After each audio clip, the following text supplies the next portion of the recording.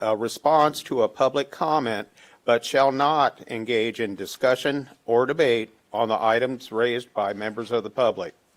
No action may be taken on items raised in public comments to comply with open meetings laws. And with that, the microphone is yours. And I have given John a couple more minutes due to the announcement that he's making. No more than 20 or 30, I promise. So apologies. Yeah, it'll be shorter. It will be much shorter than that. Good evening, Mayor and Council. John Hall with the Marshalltown Area Chamber of Commerce, 34 West Main Street.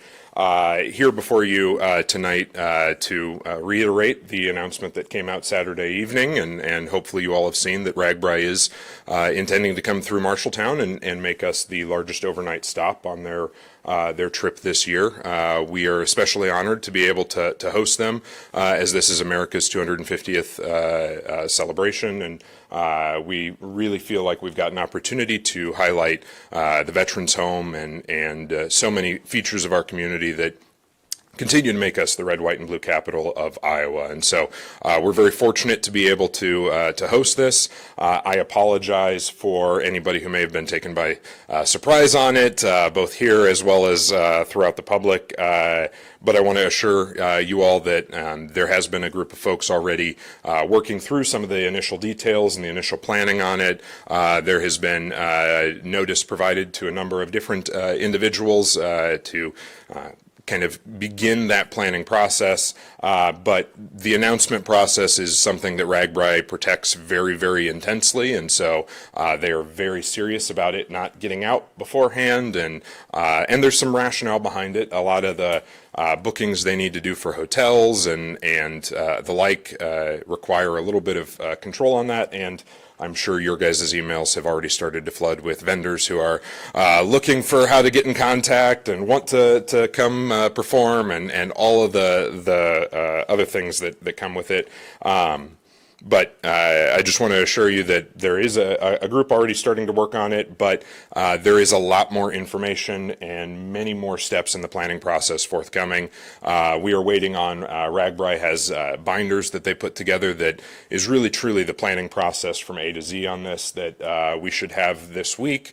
That will be our initiation into bringing together key stakeholders, bringing together volunteers and committee chairs, and starting to go through and navigate this planning process. So I fully expect that we will be back in front of you probably pretty routinely, providing planning updates, asking for permissions and permits, as well as just navigating any of the contracts and approvals that are needed in order to facilitate and manage this effort.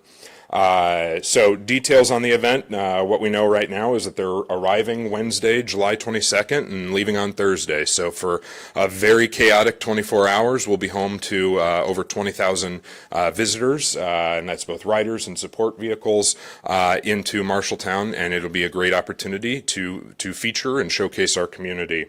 Again, we recognize that there are a number of vendors, volunteers, musicians, performers, the like that are starting their outreach and looking for opportunities to be engaged. We appreciate that, and my request to you all and to anybody in the public who might be receiving those is on our website. If you go to marshalltown.org/RAGBRAI, there's a form if you're a vendor of any kind, and there's a form if you're a volunteer of any kind looking to be engaged. So we'll collect all that information, and as we get committee chairs in place, they'll sift through that information and begin that outreach. So all of that will be forthcoming, but again, appreciate everybody being directed to, again, that's marshalltown.org/RAGBRAI, just as the landing page. And as details continue to evolve and navigate, we'll continue to populate that page with all of the information about RAGBRAI, everything the community members will need to be aware of, everything businesses will need to be aware of. Yeah, the final piece on this, because a lot of times there's questions about, what does the financials look like for hosting RAGBRAI? It's obviously not a free thing to put on. It's an expensive endeavor, and how's that look? And so it's our intention that the chamber team will serve as kind of the backbone and fiduciary on this, serving in a number of the key roles. But all the financials are going to be published publicly on that same page. We're going to make it transparent and abundantly clear from the outset. There will be no admin fee or anything like that we're collecting on this. And in fact, from the last time we held RAGBRAI, there's a little over 13,000 that we've held in our accounts since that time that will be the seed money into this endeavor. RAGBRAI will be contributing $50,000 into the community to help fund and support it. Their recommendation is to raise privately approximately an additional $50,000 in order to facilitate the event.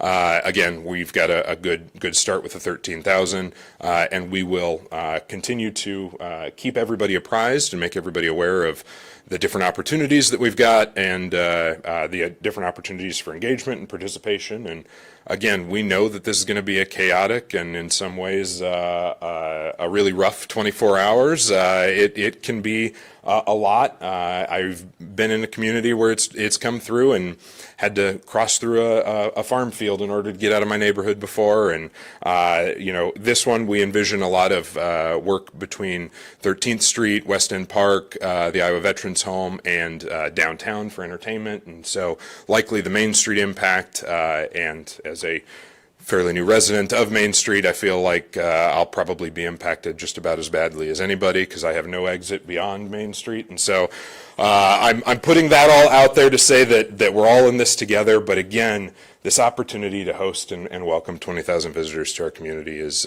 something pretty special that not many states get to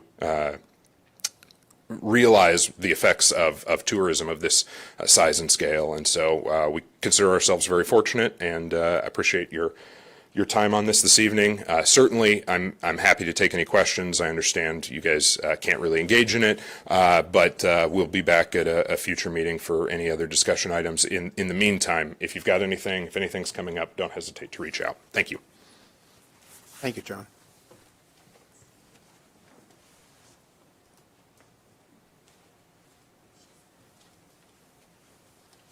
Kim Elder, Marshall County Emergency Management Coordinator, from one plan to another, right? So I just wanted to thank Marshalltown for being involved in the hazard mitigation plan update. We're working towards that. It's updated every 5 years. It's really important to get your input, and you've been pretty active on that. Matt and I are getting out to all the councils just to have our faces seen, and I'd rather meet you now and not in a hurry at some point, right? So Matt's hiding in the back there. So he's the recent hire for Marshall County Emergency Management. The commission hired him on full-time as of January 12th.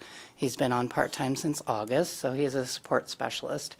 Couple of things, the hazard mitigation plan, like I mentioned, there's change in how our budgeting is done. The funding is going through a different avenue, so I know I've talked to your departments, and the budgeting now will go through a line item underneath the county. So each city and the county used to put in an assessment, and now it will go through the general supplemental. So it's underneath a levy through them.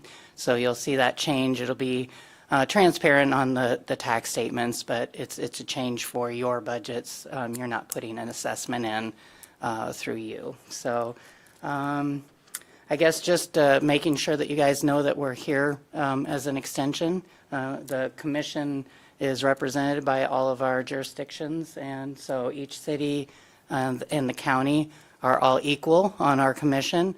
Doesn't matter if it's a small town or a large town.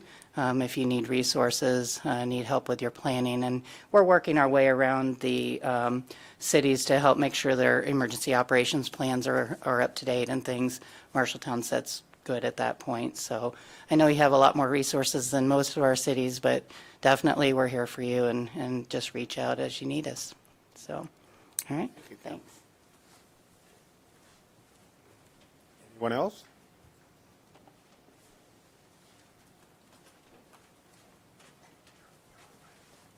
cool if I read something, right, instead of just going off the cuff? Okay, cool. Okay, hi. My name is Lane. I live over in the Marshalltown Lofts. I'm just a citizen. I don't have a position. This is my first time attending a city council meeting, so I'm still learning how everything works. But I care about my neighbors and I care about keeping our community strong, so I wanted to talk about something people might be thinking about, but they might not want to come up and say it in a microphone. Immigration enforcement and the fear it brings with it. Marshalltown has lived through this before. Long-term residents still remember the Swift raid and the people who disappeared from our community overnight. And now we are watching what happened in Minnesota.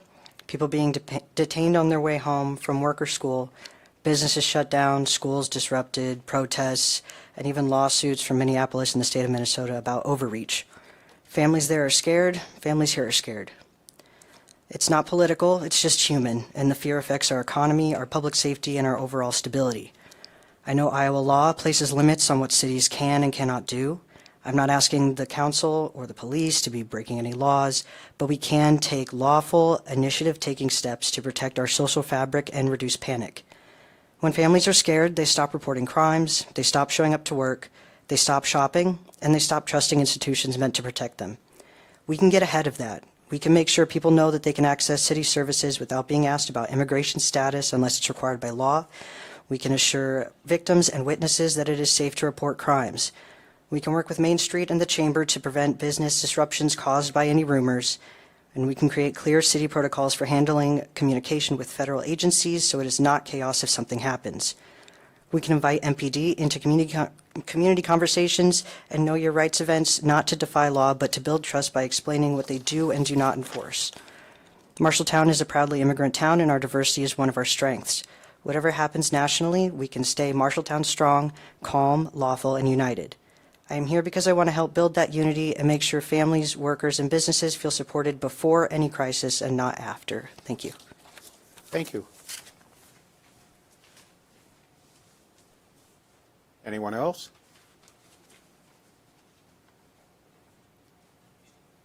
Let's move on to mayor, council, and administrator comments. Anything from the councilors?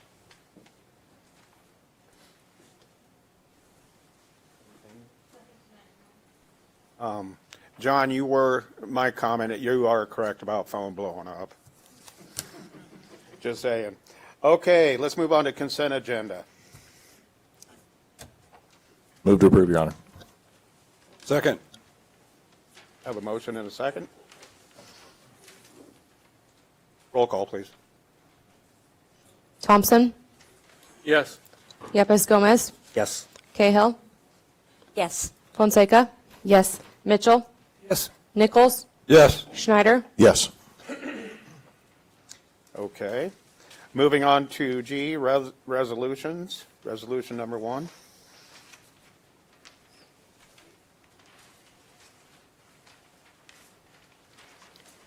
resolution approving an engineering services agreement for $129,800 with Foth Infrastructure and Environmental LLC for design phase engineering services for the Iowa DOT Highway 14 project number STR 25004.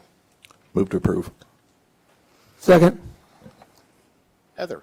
Good evening, Heather Thomas, Public Works. The item in front of you is a continuation of our discussion from last October, and this is the Highway 14 project that's being spearheaded by the Iowa DOT. It addresses Highway 14 on Anson Street between Center and 3rd Ave, and then on 3rd Ave from Anson up to Riverside Street.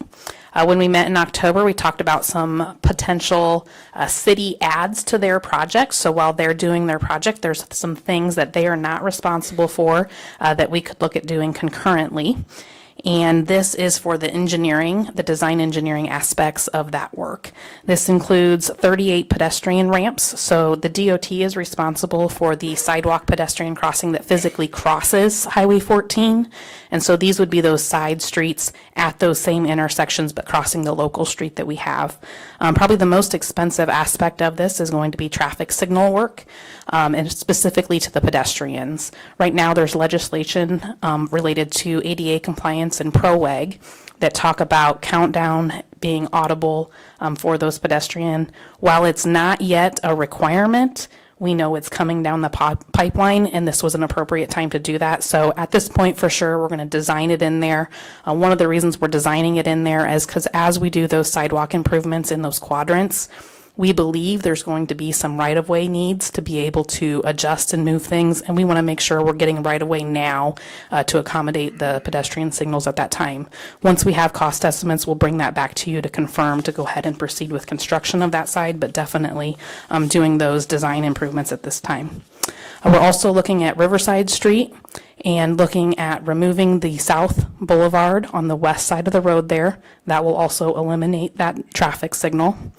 There are 7 alley approaches to Highway 14 that are not in ADA compliance, so we're looking at redoing and repaving those alley approaches. There's 25 storm sewer intakes that need some rehab or replacing the tops, looking at median replacement along Anson Street. And then we've also identified 2 potential grant funding opportunities to help us with the city cost on this share. They're pretty small grant opportunities, but we are also looking at some U-step funding and some curb ramp funding. We met with DOT and the other stakeholders on this project and did a field review back in January. If everything proceeds perfectly, we could go to letting in November of this year. Based on the right-of-way needs that we discussed at that field review, I do anticipate that being delayed a little bit. Don't know the exact timing on that. So this contract is a total not to exceed $129,800, and I'd be happy to answer any questions. Anyone have any questions up here? I have a quick question. So Heather, how many alleys you say come to Third Ave? There's 7 of them that were identified as being out of ADA compliance. So that means that the sidewalk section that goes through the alley itself is not at a cross slope that's in compliance with ADA. Is there a reason why we'd want to maintain these alleys connecting to Third Avenue there? Or should we just make them connect back to Fourth or the alley in between Second and Third? Many of these do have rear access entry points to some back garages and those kind of things. And the other thing, DOT redid their access management plan here about 2 years ago, and we're finding that it's going to be very challenging for developers in the future who are alongside Highway 14 to be able to get any type of access directly to Highway 14. If you're on a corner lot and you can get to a side street or you have an alley access, DOT is going to push you to one of those 2 places. So my fear of eliminating some of these alleys might be an obstacle for developers in the future to be able to develop along Highway 14. So it's definitely something we can look at on a case-by-case basis, but I would not recommend just a blanket removal of them. Isn't that one of the things we ran into with the McDonald's thing on the corner? That is correct. Any other questions? Your Honor, I don't. Yes.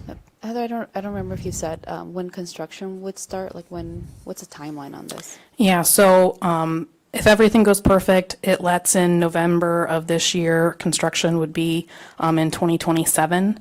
Right-of-way generally can take anywhere from 3 months on up.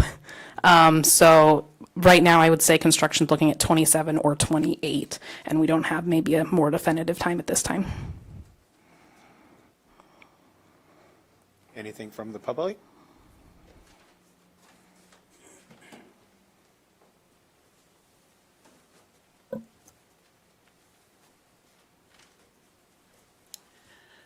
Jolene Ballard, 610 North 2nd Avenue. I suggest if you wonder about closing off these alleys, it isn't like the south side of town, even the west side of town. Those alleys are very important to the people who live there. So I suggest if you have any questions about closing them, you actually go up there and take a look. Thank you. Anyone else?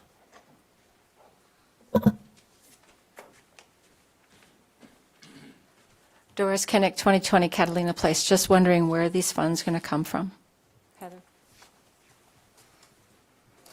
Within the 5-year CIP that was approved at the last budget cycle here about a year ago, we had set aside $150,000 of road use tax money for the engineering services of this. So we're under that budget and have that going to come out of road use tax at this time. Once we get into construction, there'll probably be some enterprise stormwater funds associated with some of it as well. But for now, it's road use tax. Thank you. Anyone else? Roll call, please. Yepes Gomez, Yes. Cahill, Yes. Fonseca. Yes. Mitchell, Yes. Nichols, Yes. Schneider, Yes. Thompson. Yes. Okay. Resolution number 2.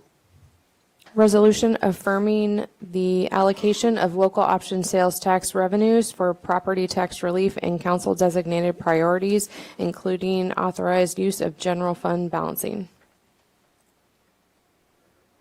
Councilor Thompson, We have a motion? Move for approval. Second. Okay. okay, Councilor Thompson requested that this be added to the agenda, so I ask that he introduce the item. Oh, I can go now? Yes, you can go now. 2 reasons for this is it puts formality to every year we go into a budget discussion where we have a shortfall in the general fund. So we ask the department heads to make cuts, and then we, as a council, control what a lot of citizens refer to as the slush fund. It's the 25% of the local option sales tax. It's just any legal usage designated by the council of that 25% of the local option sales tax that's collected. So in going through budget discussions for, I guess, ever since I've been on the council, and we never really formalized this, so this would just give it a formal thing that, yes, lost is going to be used, like we do every year, to cover the shortcomings of the general fund. The other thing is, every year we ask the department heads to cut. We've never given them more money since I've been here. It's just cut, cut, cut. And this, actually, by making this part of our municipal law, a resolution, we're saying that for the first time, we formally have our fund being, legitimized by saying it's going to be used.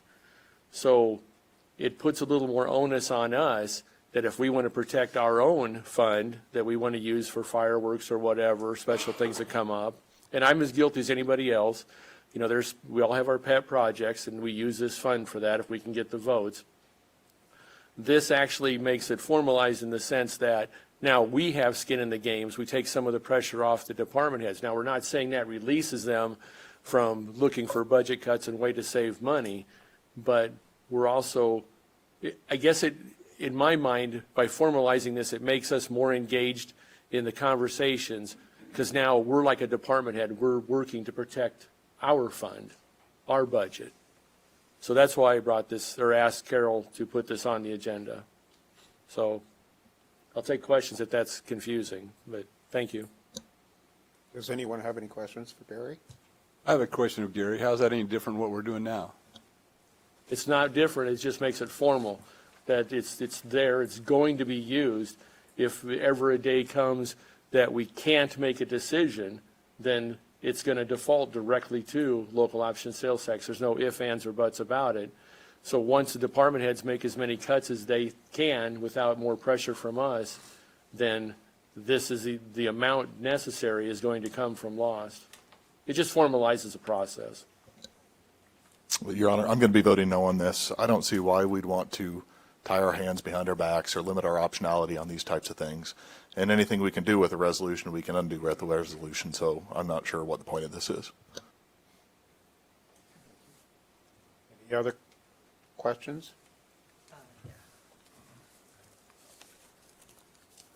The other majority of this, the 75%. State Oh, your- sorry, Lane, Marshalltown Lofts. I know you save like the 25% to be able to use that for your guys' stuff. The 75%, does that go to property tax relief then? I guess I would ask why we put so much towards property tax relief instead of having more go towards the fund that would be able to help all citizens and not just property owners. Thanks. This was an item that was on the ballot as part of getting a loss pass. Agreement was locked in as when went to a vote. That's what the citizens of Marshalltown voted for and approved. In fact, it adjusted slightly from 80-20 to 75-25 at that point in time. There was a lot of discussion about that at that point in time.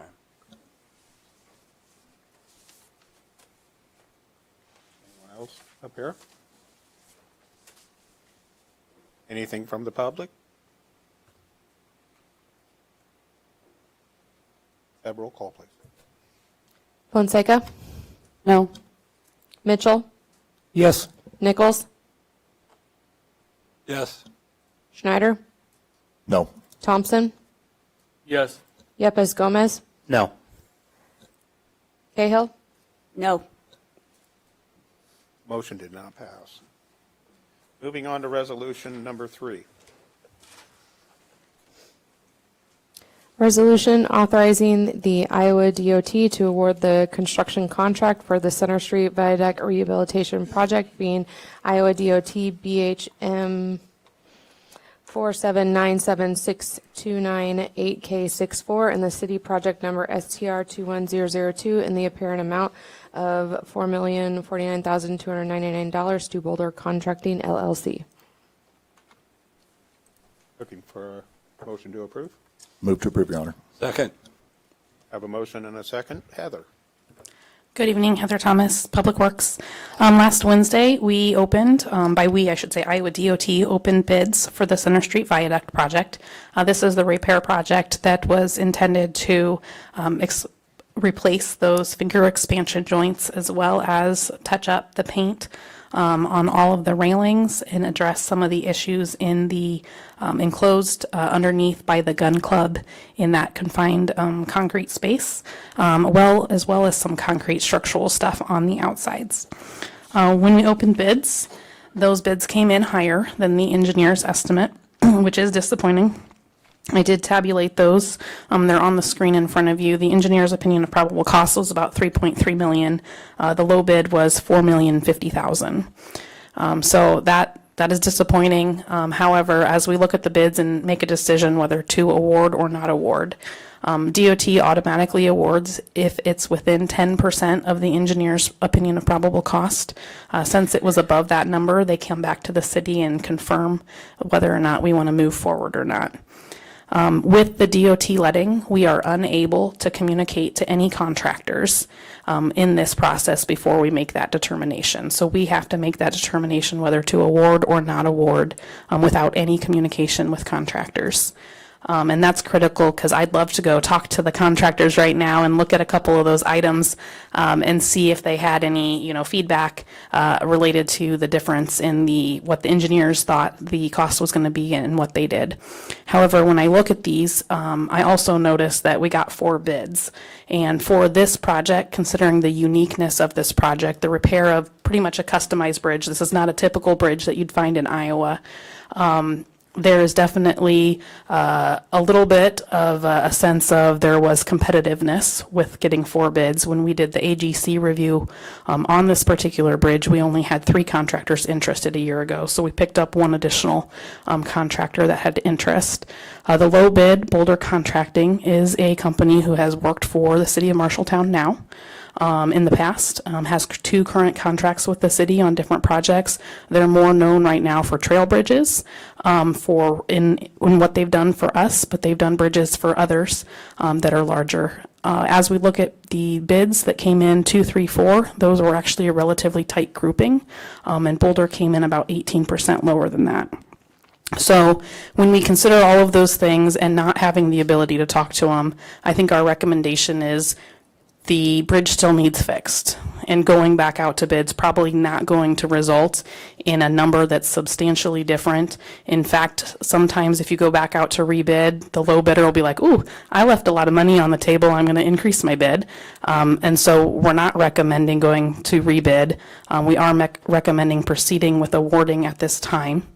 We will, once we execute contracts, have that conversation with the contractor to see if there's any type of value engineering or if there's anything that wasn't clear that we can clarify that could change costs. One of the things that I believe is likely contributing to the high costs is the fact that the UP Railroad is underneath, and especially when it comes to sandblasting and painting the existing railing that is there. There is a requirement to contain that space while you do that work. Because you're over the UP rail yard. And I think that's likely contributing to some of that. The painting costs were pretty high on this. So that would be something I would request council's direction tonight, if that's an item you want me to revisit. At one time, we had talked about replacing the railing with a black coated vinyl chain link fence. And the direction from council when we were talking about potential cost savings previously was they would prefer not to do that. They like the look of the existing historic railings, and that's okay. It likely comes at a higher cost. I don't have a number for you as far as what kind of cost savings there would be to just replace them with a black coated vinyl chain link fence. But there's a feeling that that would likely reduce the cost at some level. So if there's council direction on that, I would take that. The other thing to talk about tonight is where we're going to get the money for the increase in costs. When we came beforehand, before the bids, and presented this information, we knew that there was going to be likely some shortfall. Obviously, that shortfall is bigger than we had hoped, and that represents about 1.2 million right now. Above this area, sorry, I lost my mouse, is currently how we're funding the project. And as I talked to the finance director, the recommendation right now would be there were roughly just shy of $3 million of street improvement money in the 2023 bond, which is Fund 365. We will take that $1.2 million out of the street improvement bond money from that year, basically do a swap, dedicate it to this project, and then as we get moving on the project, we can always adjust and use road use tax as well in the future. So with that, I will add that with the DOT project, this project has a late start date of April 6th of this year. So what that means is the working days, there's 120 working days, so a day that their critical path of construction is able to work Monday through Friday, that counts as a working day as long as the weather was acceptable. So they have 120 working days starting April 6th to get this project completed. If we have a great year, that means it will get completed in 2026, and that is our hope. But there's always the outside chance that if you get a pretty rough year from a weather perspective, that some of that may extend to 2027. So with that, I will open it up for questions and also request some direction on the railing item if that's an issue you'd like me to explore further. Yes. So, yeah, I'll vote to go forward with this, but I'd also like you to come back with what the cost difference between the black vinyl and the current railing is. Go ahead. Heather, I know I get a lot of compliments on Boulder's work in the city. Are you confident they have the expertise to take a project on like this? Because I don't know them like you do. I mean, do they have the expertise to take on this with those finger joints and the expansions underneath and everything? Yeah, so if we were letting the project, I would reach out to Boulder, request for a list of similar projects, and I would reach out and get those references. But again, we are not able to do that on a DOT project. I did mention to the consultants we have on this project, the same thing you're saying right there. I said, hey, I've worked with Boulder before. We've done some trail bridges. We've done some box culverts in town, some sidewalk projects and stuff. This is a pretty extensive project. And I said, what's your comfort level here? And they indicated that they didn't have any personal experience, but they know that Boulder has done a lot of bridge work for DOT. But again, with the confines of a project going through a DOT letting, I'm not able to go on and find some more information about that right this time. Okay, if my gut feeling is they stumble, how are we going to fight change orders that are going to escalate this up into $5 million? Well, anytime that you're reviewing a change order, they have to have a valid justification. So if the current plans and specifications were able to point to a section of the plans and specifications that indicate that that's what they should have done or should have bid, even if they didn't bid it, we still have coverage there. There is forced account procedures through the Iowa DOT that if there's a disagreement between ourselves and the contractor as far as extra work or not, we can get a little bit of help from the DOT in identifying that. There were, during the bid process, 16 questions submitted to our team that we answered during the bidding process to try to help clarify some of those questions. And like I said, you know, we're hopeful that they have that expertise. I'd love to confidently tell you yes, but I'm not able to do that. They also are a little bit more local than the other three, and that can contribute to some of the difference in costs because these individuals and these workers are able to commute to Marshalltown instead of having the ability to stay here overnight. I don't know if that's quite the full 18%. But that would definitely contribute to some of that difference in cost. Yeah, thank you. I'm torn on this one because I just don't know enough about them that they're so far under. And I know they're from Grundy Center, so yeah, they're local. So just two other questions, not specific about the bridge itself, but in general. No matter what we do, the bridge is completely shut down. There's no way to have the bridge partially open during any of this construction, correct? There is no way to have this bridge open during any of the work that is specific to the expansion joints. We're completely taking the metal and concrete structure completely out. Does anybody else have a question? So, go back to Gary. So the portion of the expansion is only part of that work. So, but when they do the sandblasting or whatever, the railing, could some of that street be open? Or is there any phases of this bridge rehabilitation that it could be open? Because we got RAGBRAI right in the middle of this. I'm pretty confident in saying that it will not be open for RAGBRAI. The timing is going to come down to some of the materials that they order and the steel. You know, they have 120 working days, so to get in there to do some concurrent work, you know, there's potential that if they knew that they weren't going to get the expansion joint roller modular expansion joint assembly in time, that they could, you know, go underneath and work within the gun club area while maintaining traffic above.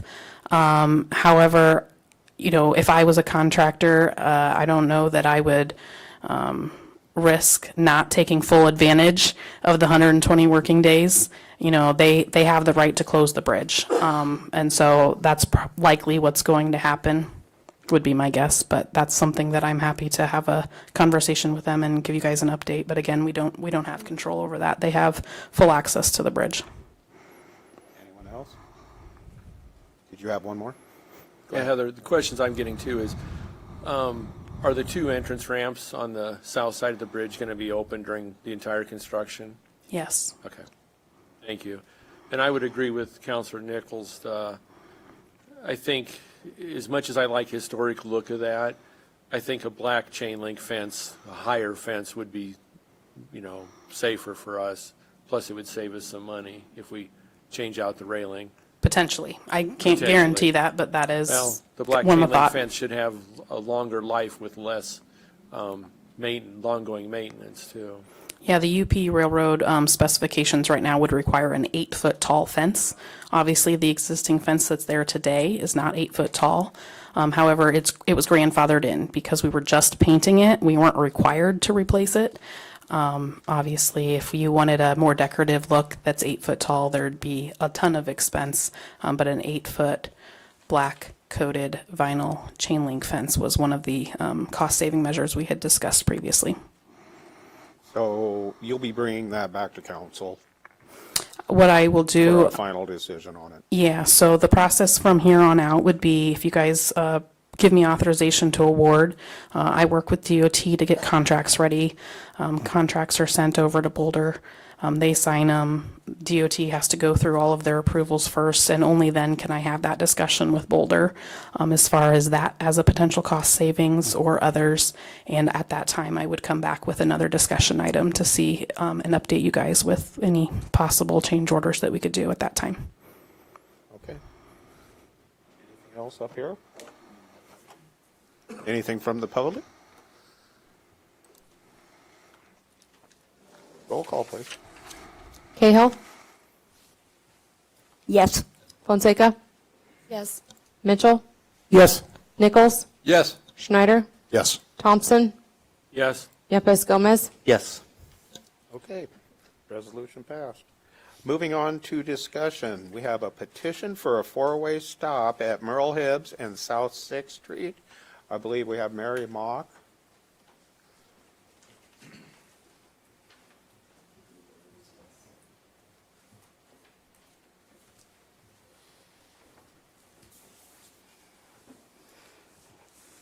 Good evening. I'm Mary Mock from 834 West Myrtle Hibbs Boulevard. I'm submitting this petition with over 325 signatures requesting that the current two-way stop at the intersection of West Myrtle Hibbs Boulevard and 6th Street be changed to a four-way stop. This intersection has become increasingly hazardous. Can everybody hear me? Going back. Has become increasingly hazardous due to the growing use of 6th Street as a main thoroughfare and the rising population west of 6th Street.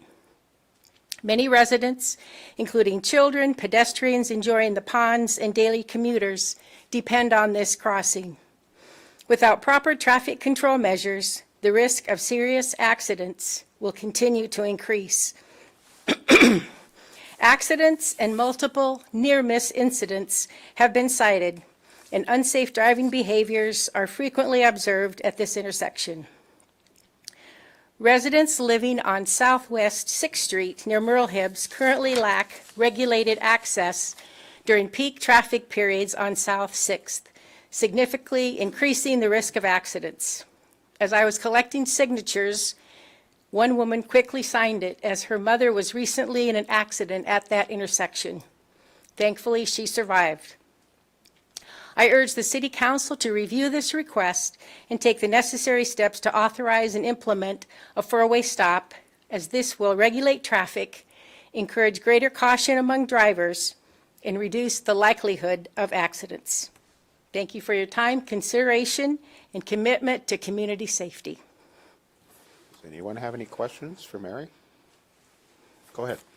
Mary, reiterate how many signatures were on your petition for this? Would you make sure everybody understands how many signed that? 329. I had given Alicia the originals, and I think most of you have the signatures. And so that was basically, I canvassed the neighborhood around that area and other places in Marshalltown. And right away, many of them obviously signed it. So I feel good about that and just request your thoughts to get this passed. I have some other people that would like to speak after me, too. Okay. Does Any other anyone have any questions? questions for Mary? Okay, Okay, thank you. yes.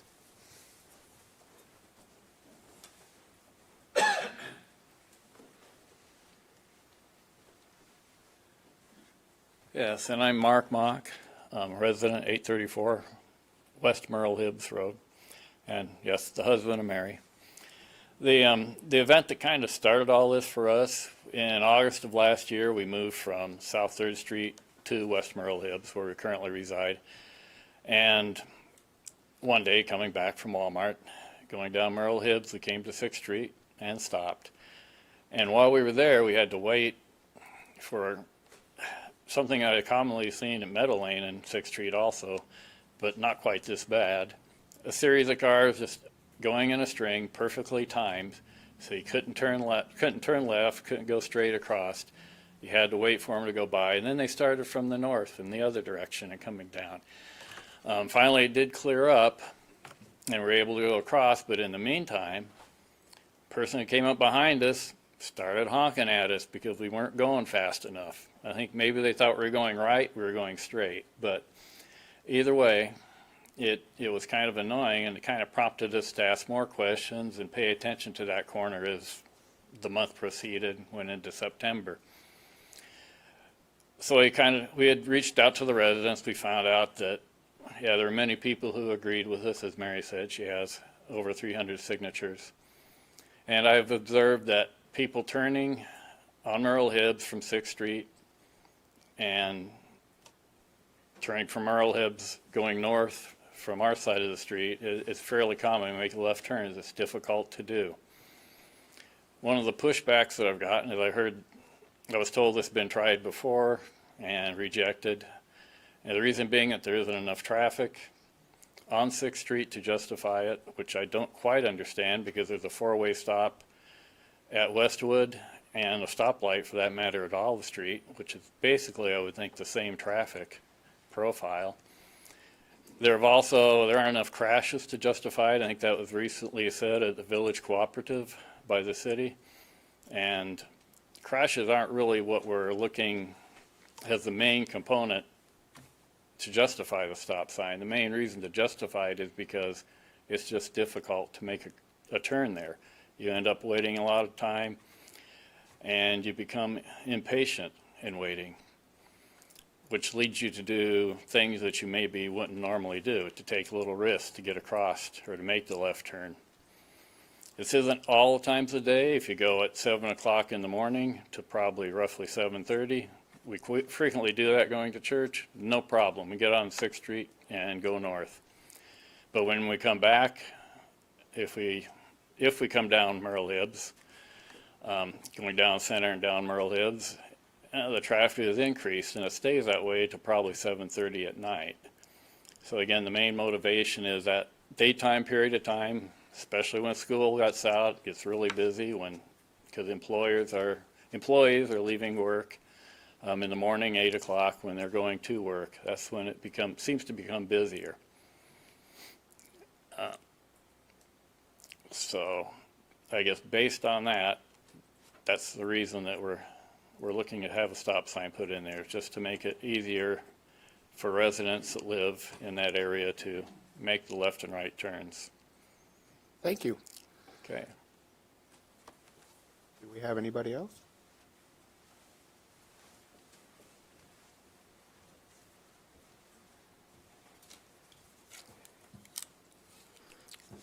Carol Hauser, 2112 Edgebrook Drive, Marshalltown.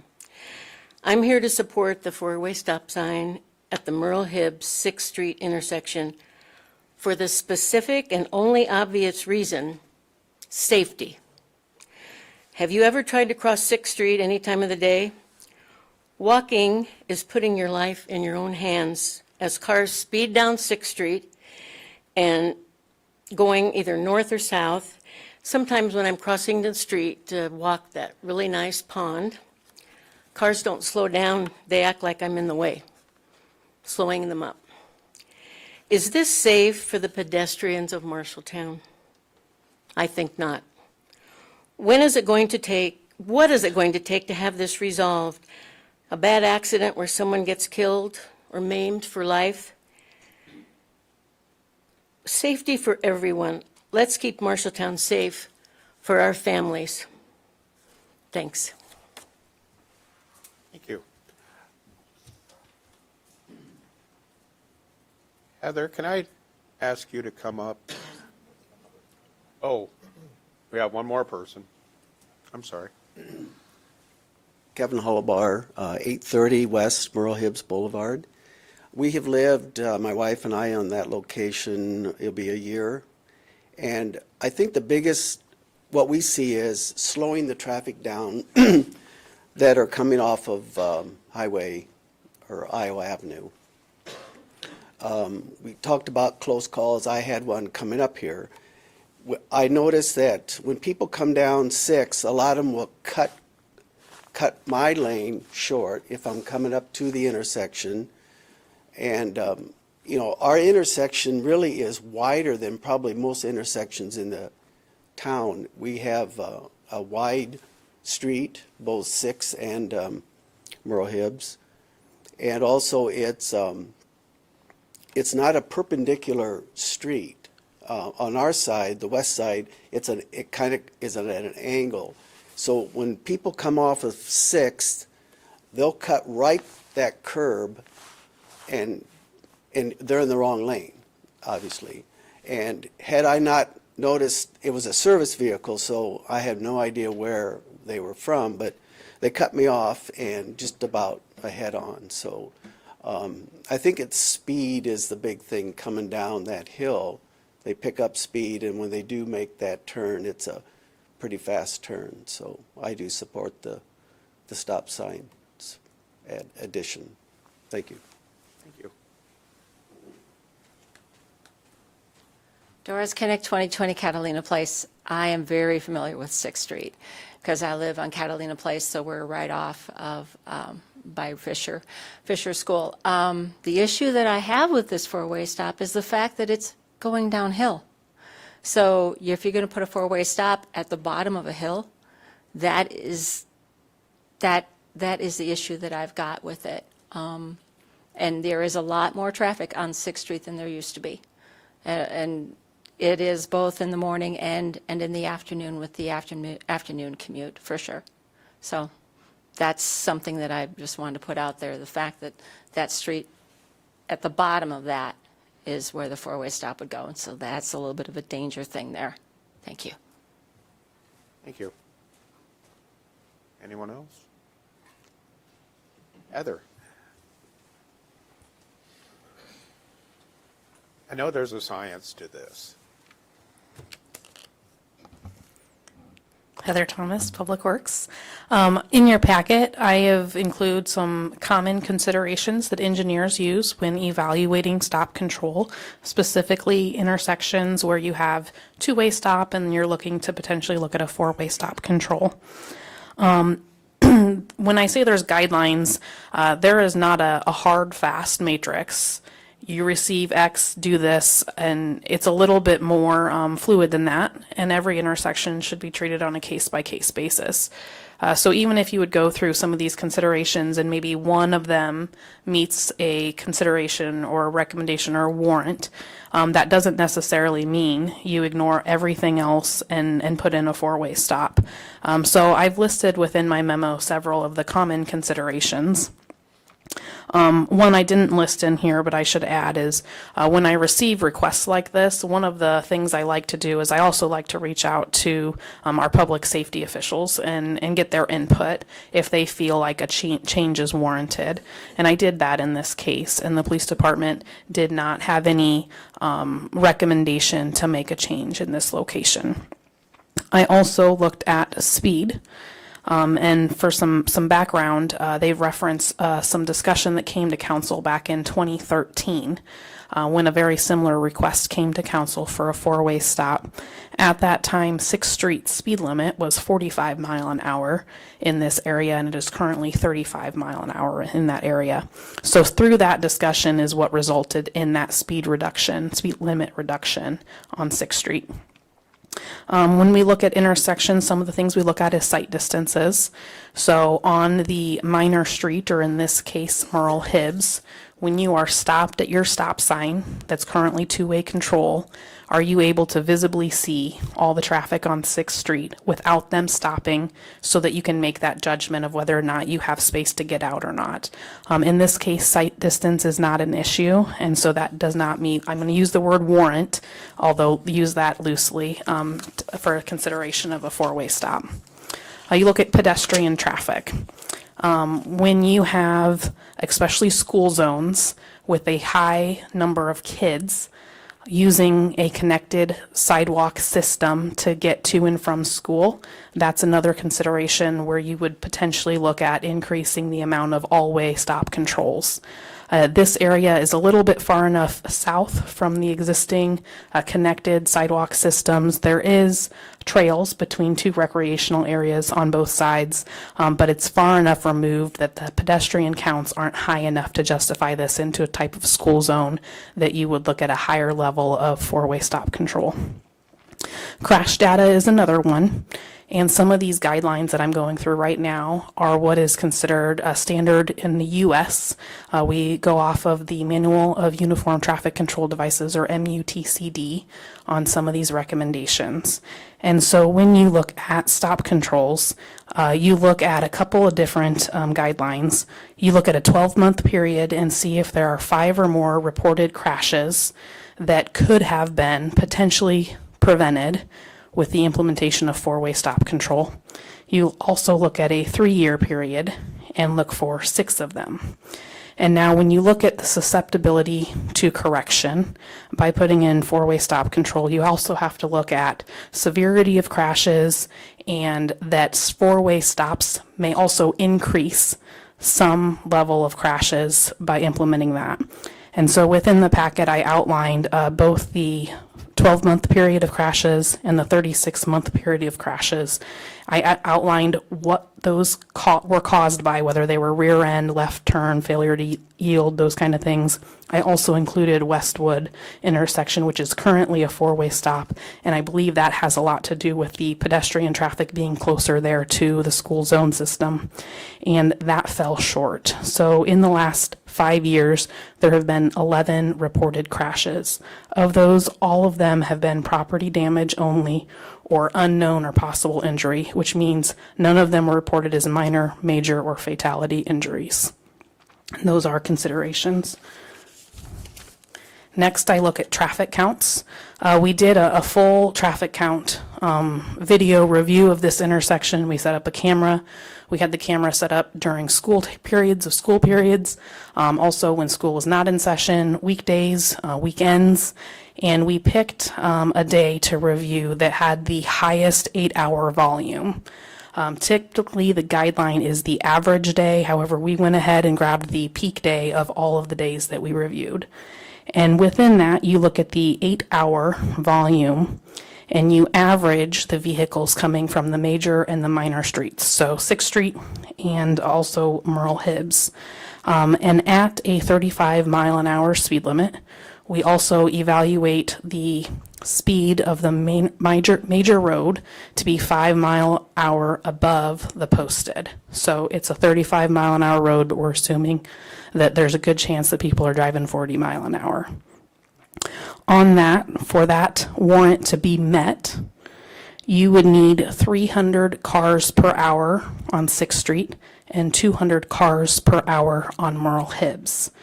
The counts that I have included in your packet was there were 571 on 6th Street, so that met it in the major direction, but only 153 on Merle Hibbs. So that fell about 47 cars per hour short during the peak day, average 8-hour period. So it did not meet the warrant for traffic counts. You also look at turning movements. Again, that's related to the left turns, particularly from the minor streets going onto the major streets. You also look at interim measures. So if there was a planned roundabout or traffic signal in this area, or you have some construction, those kind of things where you would put up temporary measures of a four-way stop, those are also some considerations. Ms. Kinnick mentioned the road topography. That's also a consideration, the road profile there. This is an intersection that is at the bottom of the hill on the major street, and we know that stopping vehicles at the bottom of a hill on a major street can also cause increase in some of those rear end collisions as well. Again, all of these are considerations, but when reviewing them, none of the considerations that are generally reviewed for this type of measure meet a level of warrant where you would be recommending a four-way stop. With that, I'm happy to open it up for questions. Questions for Heather up here? Go ahead. Thank you. Heather, in the count on Merle Hibbs, how many lots are there currently for sale back there that will increase traffic? I know they keep coming up on my feed all the time, but I don't know how many. Yeah, so I think you're talking about like the Knollway development in those lots there. I don't remember the exact number of lots, if there was about 40-ish homes in that area. Some of them will absolutely use this as their entrance or exit to that subdivision. However, some of them can also go further north and come out on another street as well. And so there are opportunities and secondary access points for those homes. But even if we added 40 houses, that's not going to contribute more than the 47 cars per hour that it's currently short of that traffic count measure that we look at. Thank you. Now, with that said, as Merle Hibbs develops further to the west over to 12th Street, these are all things that are fluid as this area develops, and that's absolutely something that we're going to be looking at further as that street continues and connectivity increases in that area. So Heather, a question that I have. So there's no controlled access out of that whole subdivision. There's no access point where you do have a control, because like Westwood does not connect, so anybody back in there has no controlled way to get out. Is that correct? That'd be correct, right there from the West Merle Hibbs section, yeah. Includes South Ridge and everything else. There's nothing controlled, everything's two-way stop for everybody back in that whole area. That'd be correct. Anyone else? Your Honor? Yes. Heather, approximately what would it cost totally to put 2 stop signs in there as far as the signage, manpower to install it? It looks like to me if it would save just one accident, that it would be well worth it. I mean, the cost, to be honest, of the materials of the stop signs and the labor to install it is minuscule. I mean, $500. I don't think the cost of the installation of the signs is really the governing factor that's leading to us recommending not doing it. Go ahead. I think in this case, it's rather, for me, it's better to be proactive than reactive. That area is going to continue to grow. As Councilman Nichols said, everybody lives over there, and he knows because he lives over there, and people I've talked to, it's getting out on Southridge or getting out on Merle Hibbs. I think people are driving faster than 40 miles an hour, especially going north, coming from Iowa Avenue. I would be in favor of putting the stop signs in. I think this is a good safety move, and better now before the traffic increases and we're chasing our tails with it. So I would be in support of this.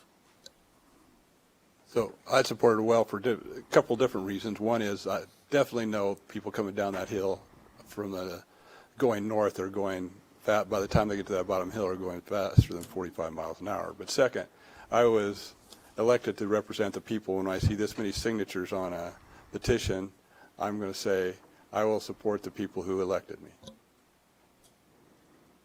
Your Honor, I live in this neighborhood as well. I don't share the same sentiment. I think these stop signs would cause more problems than they'd solve.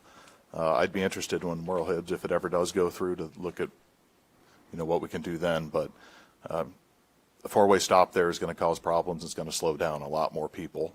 I don't have any problems in the intersection myself. Anything from the public?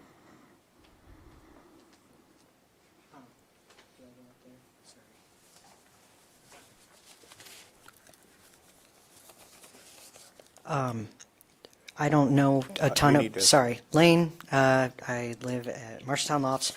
I don't know too much about this intersection. I just was reviewing what people were saying was happening to them while they were dealing with it.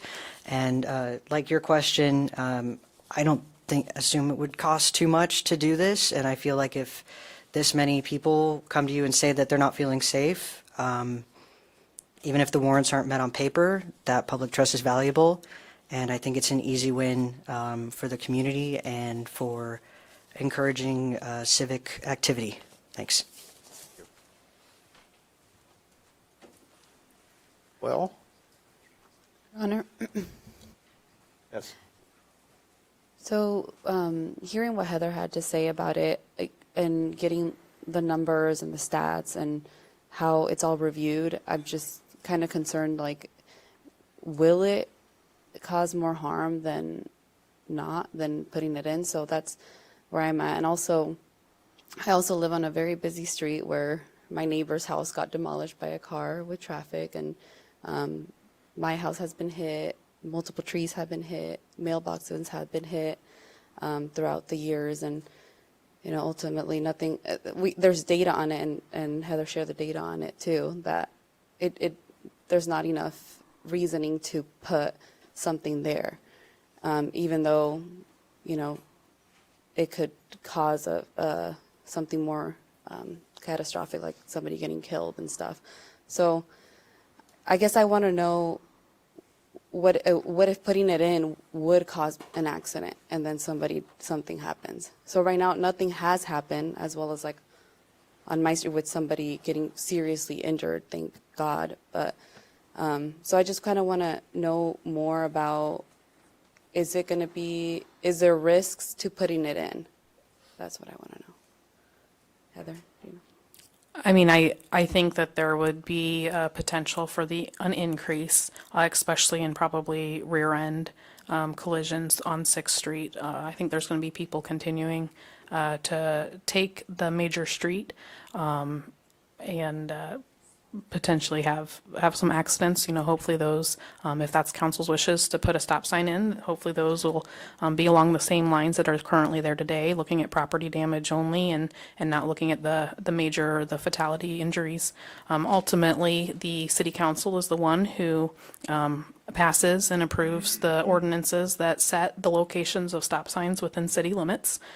So if that is council's direction tonight, the process would be an ordinance revision, so that'd be 3 readings to bring back a change in this location. Heather, is there any way to put like temporary stop signs to just see and like test it or something like that? Or is that? I mean, there are ways to put up, stop signs on a temporary basis. I don't know that I've done that. You would probably still put them in their normal spots. I don't think there'd be a difference from an installation standpoint. You wouldn't want to put a movable one in the middle of the road on an intersection like that. So I think you would still be installing it along the edge where it would go. May I? Yes. What I struggle with the most here is, looking back in history, looking at us as a city council, we put 2 retention ponds in, we turn them into parks, fishing locations. We encourage people to walk their dogs, do things around these ponds, these parks. And then we allow the platting of a whole area. We encourage development in that area. And then we turn around and we're leaning towards, well, you know what? We want you to live there. We want you to walk. We want you to enjoy the parks. But you know what? Good luck crossing that street between the 2 ponds. And I just don't understand the hesitation to be proactive to continue to develop that area of town. To me, I struggle with this because to me, it's a no-brainer. It's just like, put the stop signs up, start slowing the traffic now, so when more houses get built, it's an easier mountain to move today than it will be in 6 months, a year, or 5 years. So that's where I'm at with this. So I will make the motion to bring this back as an ordinance at a future meeting. Second. Okay, I have a motion and a second. Roll call, please. Mitchell, Yes. Nichols, Yes. Schneider, No. Thompson, Yes? Yepes Gomez, No. Cahill, Yes. Fonseca, Yes. Okay, motion passed. Moving on to EMS study. Thank you, Mayor and Council. My name is Christopher Cross. I'm the fire chief. We have come to a culmination of a project that you had assisted in commissioning a study to be done to study EMS to give us some alternatives in the event that Unity Point, who is our current EMS provider, stops giving us that service or alleviates themselves from that transport responsibility. I'd like to just kind of back up a little bit to give you some perspective on why we are here. MAPS is an acronym for Marshalltown Area Paramedic Service, and they used to operate out of the hospital downtown as Marshalltown Hospital or Marshalltown Medical Surgical Center. They started service to the city of Marshalltown and the county in 1969 out of a necessity to have patients transported from the outside areas into the hospital. It was not mandated, nor was it funded through any kind of legislation.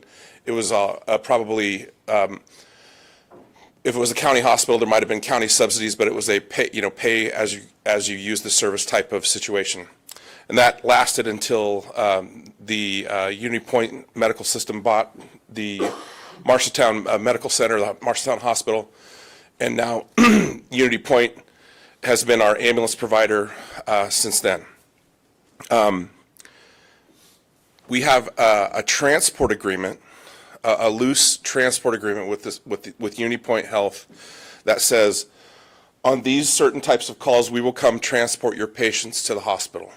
We'll provide, the fire department provides a first responder type response to the incident, and Unity Point has the rights to be able to operate the city and to take patients into the hospital. There's a transport agreement that exists with every community in the county, and it's severable with 30 days written notice. There's no performance measures that are associated with the transport agreement, no minimum staffing, no time standards to respond or to turn out or any of the things that we typically measure in emergency services. Which prompts another kind of a touchstone in the EMS saga in Iowa, that EMS is not an essential service, meaning that there's no compulsion for a municipality to provide EMS service to its constituents because it's not required in Iowa code that the municipality does so, on par with the police department and the fire department. The city is required to provide police services according to the Code of Iowa and fire department services according to the Code of Iowa, but EMS is relatively a new enough discipline that, in the late 60s, early 70s came to utilitarianism. It was never required by state code. Fast forward to how we are in our current position, and why am I giving you a report to review and to accept to help us make some decisions moving forward on what the future of EMS in Marshall County looks like. In the time period between February and April in 2024, Unity Point hosted a bunch of stakeholders to talk about the future of EMS in the county. Maybe you elected officials attended those meetings. I attended a meeting as a provider, and there was a lot of conversation and presentation on what the state of EMS and volunteerism looks like in Marshall County and in the larger state of Iowa conditions of volunteers. Unity Point has indicated that they would like to not do EMS transport if they can, because of a loss in revenue, according to their statistics, to the tune of about $1 million a year. That's the Unity Point rationalization on why we are here, trying to figure out a solution to EMS. So those conversations kind of happened February, March, and April of 2024. We formed a group in August of 2025 to try to answer the question, well, what if EMS ceases to exist as we know it? What's our contingency plan going to be, and what does it look like? How are we moving forward? And that conversation was spearheaded by Carol Hibbs. Caught me in the FedEx shop and said, "Hey, Chief, what do you think about this?" I'm like, "Well, probably ought to get a group together. Probably ought to get a consultant to figure out what a plan would look like moving forward." I mean, you can do back of the napkin math, and you can do back of the napkin planning, but it needs to be formal. So we brainstormed together to figure out some strategic thinkers across the disciplines in government to bring to this group. Mayor Lottie-Hoff, Carol Webb, Joel Phillips, the sheriff, emergency management, Kim Elder, and there was also a representative of Unity Point, Sherry King, and Ron Alston that subbed in when Sherry was assigned to other duties outside the community in the Unity Point Health System. And then there were two volunteer fire chiefs that have ambulances that have kind of a stake in the EMS system. Brad Fonts is the chief of State Center, and Jacob Patterson is the chief of Gilman, and they'll have an ambulance in their fire station, and they do this already. So we wanted their opinion on not only on EMS transport type topics, but kind of like the tone and the environment of the county volunteer first responder type community. So we met, the task force has been meeting regularly. We commissioned an EMS study that I brought to you to help fund half of that study in conjunction with the county. That report is complete and has been put on the agenda in your packets. You should have had a chance to read it. And I'm going to kind of read some prepared statements about this report, about what it does, what it doesn't do, and what I'm trying to ask you for as the next step in this. And then we'll have a Q&A. Is that okay? So the city and the county and Unity Point jointly convened the EMS task force to proactively evaluate the long-term sustainability, reliability, and the governance of EMS services in Marshall County. A third-party consultant was retained to gather data, interview stakeholders, and outline potential service delivery models, and that's complete and in front of you today. The task force's focus is on what is helpful and actionable in the report and how it informs us on what our next steps are. Some of the language in the reports reflects some strong opinions from the interviewees out in the county. And it's not necessarily reflective of the relationship between the city and the county and how we want to provide services in the future moving forward. We're interested in solving problems and being proactive and exuding professionalism whenever we can. The EMS report, I think, helps us to move the conversation from reactive problem solving to intentional long-term planning. This report clearly documents the high EMS call volume, especially centered within the city of Marshalltown. There's a large geographic area that needs to be covered. It's about 573 square miles of district in the county. There is a heavy reliance on volunteer first responders. They're integral to the success of the EMS system because they are in close proximity to where their incidents are, because they're closer to their incidents in their own district than we are here in the center of the city. We have to have them. They're very important. These realities reinforce the status quo arrangements today are inadequate, and we need some proactive planning to forge a path forward into the future for EMS. The report recommends some structural options, 1, 2, and 3 in the report. 1 recommends a unified intergovernmental EMS type system between the county and the city, implementation of the program by the city, and the costs are primarily driven from the county through essential services levy and some other tax funding mechanisms that we can discuss. There's a county-operated standalone system that is in the report. That is just to say the county would do all of the things that an EMS system requires happen on their own. Excuse me, on their own. I'm sorry. Without the assistance of the city, the city's personnel, they would fund it, staff it, and operate it independently. And then the third option is the the continued reliance on Unity Point Health being subsidized through the EMS as an essential service levy, which is the third option.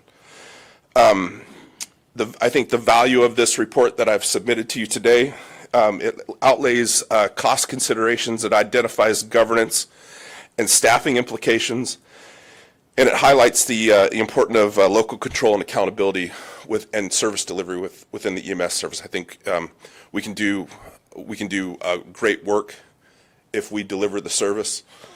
What the report does not do to council is it pushes them into a corner where they have to make a binding decision today or ever in the lifetime of that study. We can construct, in conjunction with the county, we can construct the system in any way that you see fit. So just please don't lose sight of that. And it does not account for all legal, labor, or intergovernmental complexities as they exist today. It does not reflect the negotiated positions of the city, of the county, or the partner agencies. Those responsibilities appropriately rest with the local elected officials and administration. They are informed, but not dictated by the consultant's work. And so what I'm asking for today is, when we are done answering questions and trying to drill down into some specificity inside this report, I would like you to do three things. I would like you to accept the report. I would like for you to think about potentially having a joint meeting with the county supervisors to talk across government organizational boundaries to come up with a recommendation for the task force. And then we would love to have a recommendation from both governing bodies for the EMS task force to develop an implementation plan as agreed upon by all of the electeds. I think that's all I'm going to ask you for, I promise. Just today. And I'm happy to answer questions. I'll do my best. Please be gentle. Your Honor? Yes. So has there been any interaction or feedback at this point from the county at all? I think that the members of the task force that represent the county are in alignment with all the members of the task force. We have a specific option that we recommend, which is the intergovernmental city-county partnership. I think we think it's the most efficient, and we think it's the most cost-effective, and I think we get the most bang for the dollar.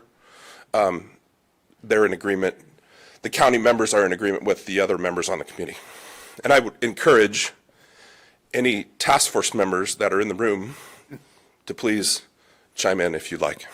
Yes, the county is going to meet to have the same discussion, I believe, on the 28th of this week. So they will be following you as far as accepting the report and deciding whether or not they want to have a joint meeting with the council. I'm presenting at the supervisors on the 28th, and I will encourage them and ask them for the same things as I've asked Your Honor, council. Yes, you may. Yes, Chief. For the people out there listening to this that don't have access to your spreadsheet, Yes. can you inform them about how many ambulances we would have to purchase here in Marshalltown? And since we already have firemen that respond to the majority of the calls, how many more staff would you need? Yeah, this is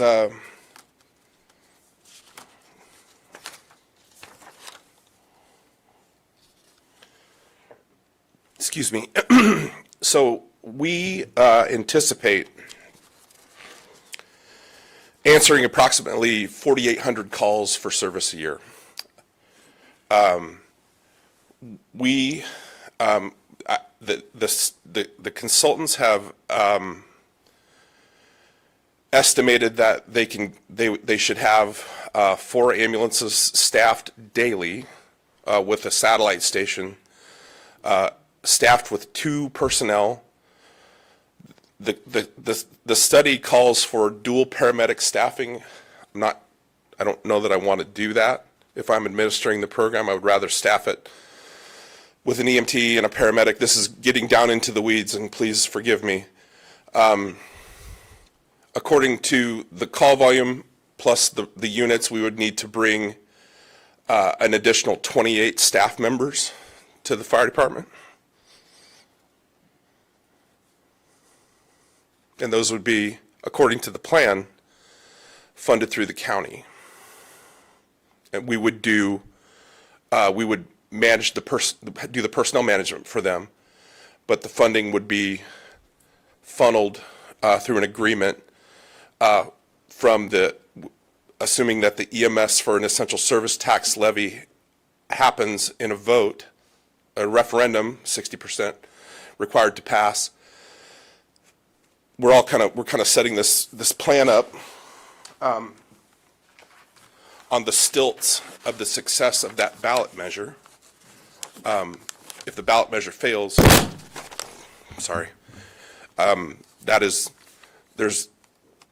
I don't know that there's any contingency for an alternate level of service than what we're experiencing today. So, did I answer your question, sir? I think so, yes. Thank you. So, Chief? Yes, sir. Go ahead. So, 2 questions. Yes. First one is, do they have an estimated, the study, I didn't see in the study, the estimated pay rate, because each have a charge, and that was Yes. one of Unity's concerns, is that there's such a high percentage that didn't. When you say pay rate, what do you mean exactly? Where insurance pays for the ambulance service. Okay, yes. We're assuming $600 per call in reimbursement? There is a revenue side, but the second question is. Yes. Is there enough space in the fire station, or is it going to adjust for both housing and housing the equipment? Is there enough space? Yes, there is. We would have to do a little bit of rearranging in our office space. There is room in the fire department to set up an EMS dorm, the cost of dividers and beds. There is enough room in. Did I do something? There is enough room in the bay for the ambulances to be housed and staffed and deploy.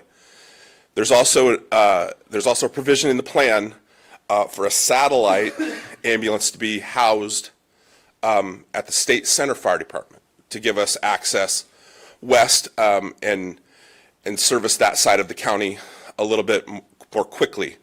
There's another moving piece to this. That State Center is doing a renovation project where they have the chief and I have talked about the potential, this potential situation, and there will be some space that we could utilize for quarters for a crew 24 hours a day at the State Center Fire Department with all the things that are necessary to house a firefighter or paramedic. I don't mean to discount this side of the room. I apologize. I think, having been on this task force, there are tons of questions that we don't have answers for yet. I don't think we're there yet in the process. No. We have to get it off the ground. The detail-y kind of things. The situation that we find ourselves in, or Unity Point, is it's disheartening because EMS, whether people have insurance or they have Medicare or things like that, when an ambulance comes, oftentimes they don't pay for the full cost. So it's a losing proposition, and you cannot say, well, we're just going to charge more, because it's not allowed. Yeah. And then on top of that, then you add people that don't have insurance, and now you're chasing people while you're trying to keep your EMS up and going. Can I provide some context to that, Your Honor? Sure. Ambulance billing is set by 2 kind of gold standard data sets. One data set is the Blue Cross Blue Shield ambulance reimbursement rates based on call severity and acuity, medications administered, and so on and so forth. The other the other set of data is Medicare reimbursement rates. So, for example, this will be outdated information, but it serves as a good example. Let's say you have an ALS emergency call that you're trying to bill, and your ambulance rates are set at the Blue Cross Blue Shield rates. And let's say that the call for the type and the mileage plus an oxygen charge or whatever ends up being $1,500, whatever. I'm just throwing a number out. That same call is billed at $500. That's what Medicare values that call at.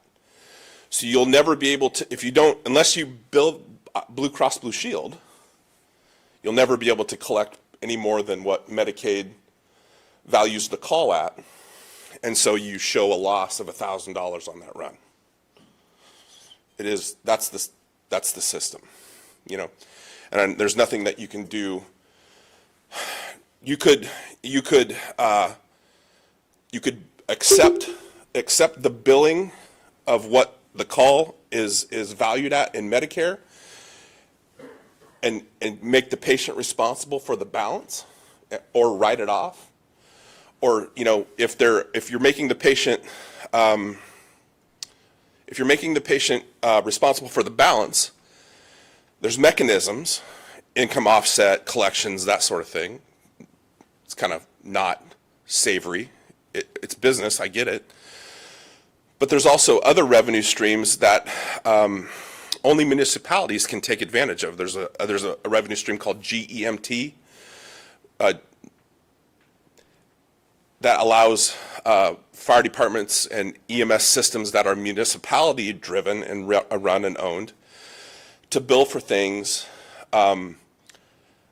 for no transports, or if you do a refusal, or you give somebody a glucose check and you administer glucose to somebody and you don't transport them, there is an opportunity to recoup a percentage of whatever it's probably not going to make you whole, but we're still showing it as revenue. Yes. Thank you, Chief. Couple of questions.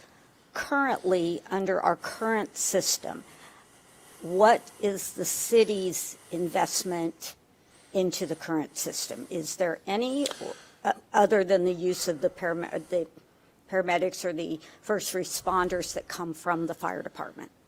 Like, without this, the way that we currently operate today, what is the investment of the fire department? Or of the city? I mean, are we in with it with Unity Point? Do we have any money in the game of operating that system right now? No money changes hands between the city and Unity Point currently as it is today. So let me give you a little bit of some more inside baseball. There was an agreement that the city had with Unity Point when I first got here in 2016, where there was some sort of an agreement back and forth between the city and the hospital, because we don't have to provide EMS because it's not essential, and we're not funding an EMS division within the fire department. Unity Point would kick money back to the city for the services of coming out on EMS runs. Unity Point stopped doing that, and then there was great consternation amongst city council on whether or not we should continue to respond to EMS calls, which Councilor Thompson and I had lots of great, deep conversations in my office. Excuse me, Chief, those were arguments, not conversations. I would like to think of them as conversations of a deep fashion at a volume that everyone could hear. The expectation of service that the public has of us is tremendous. And if we were to stop responding to those runs, even though it's not mandated, we're not recouping any money from it, we're paying the salaries and supplies anyway, I think it's right for us to do that. And that's why I argued so much for that viewpoint, and thank you for sparring with me on that. That was fantastic. But that doesn't exist anymore. So we have community buy-in and a community investment where we feel as a department that it's the right thing for us to do to respond to the citizen when they're in trouble.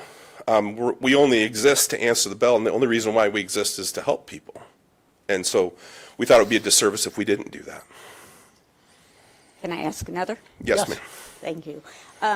In the options that were laid out or going to the intergovernmental countywide system, did I understand you correctly that the county's going to pick it all up? They're paying the fee? Is there proportionally more? Do they prorate it by community size and?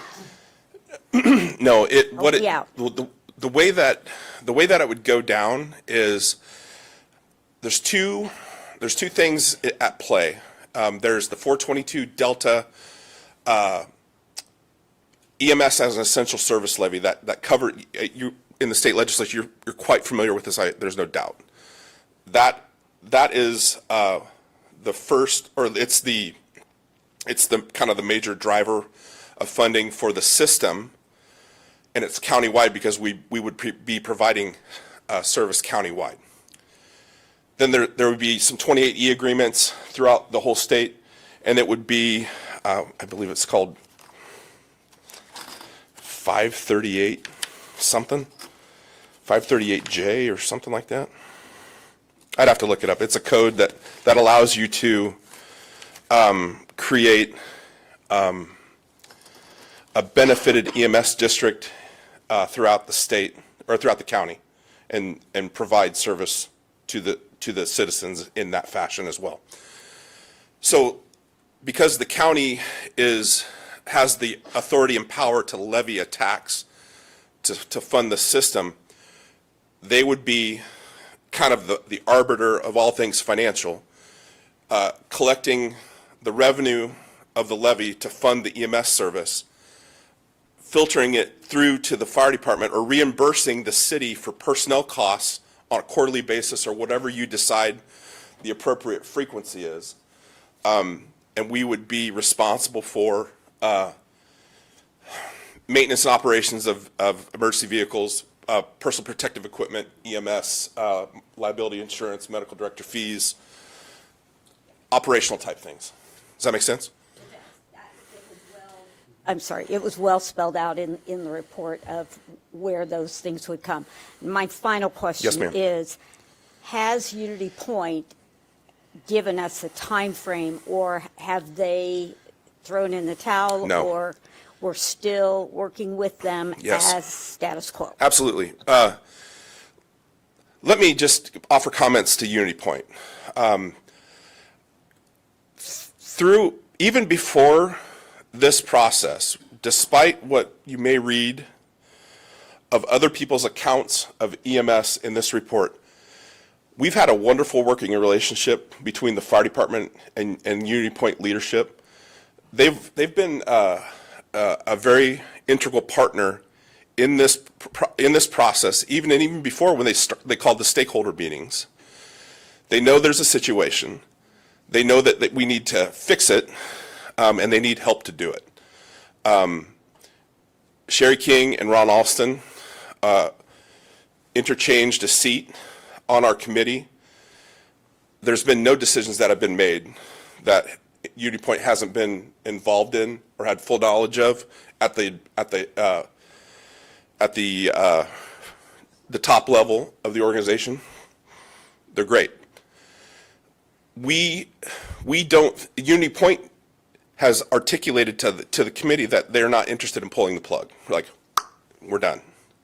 That's not a good way to manage relationships throughout in the community. They're doing a very good job. There have been loose discussions of if this were to happen, how it would go down. A phase up and a phase down on the other side, not just, turn the valve on, turn the valve off on one side or the other. It would be a ramp up to assume control and operational responsibility from one agency to another in a controlled manner. We're all doing, Unity Point's doing the best that they can. We're doing the best that we can, and we're still communicating quite frequently, and everything is fine with the relationship. It was never bad, as far as at the administrative level. Thank you. The last question. Yes, sir. So would this reduce the fire department doing EMT calls? Well, they would all be fire department employees, so no. It wouldn't be the second vehicle go out necessarily. Potentially, if the call warranted it, yes. Your Honor? Yes. Chief, could you run down what you need us to tell you? Could you, those three things again, Absolutely. just so- Here's what I need from you tonight. Thank you. Number one, we need to bring, since we funded it, the city funded it, I need you to bring the report into the House and accept it.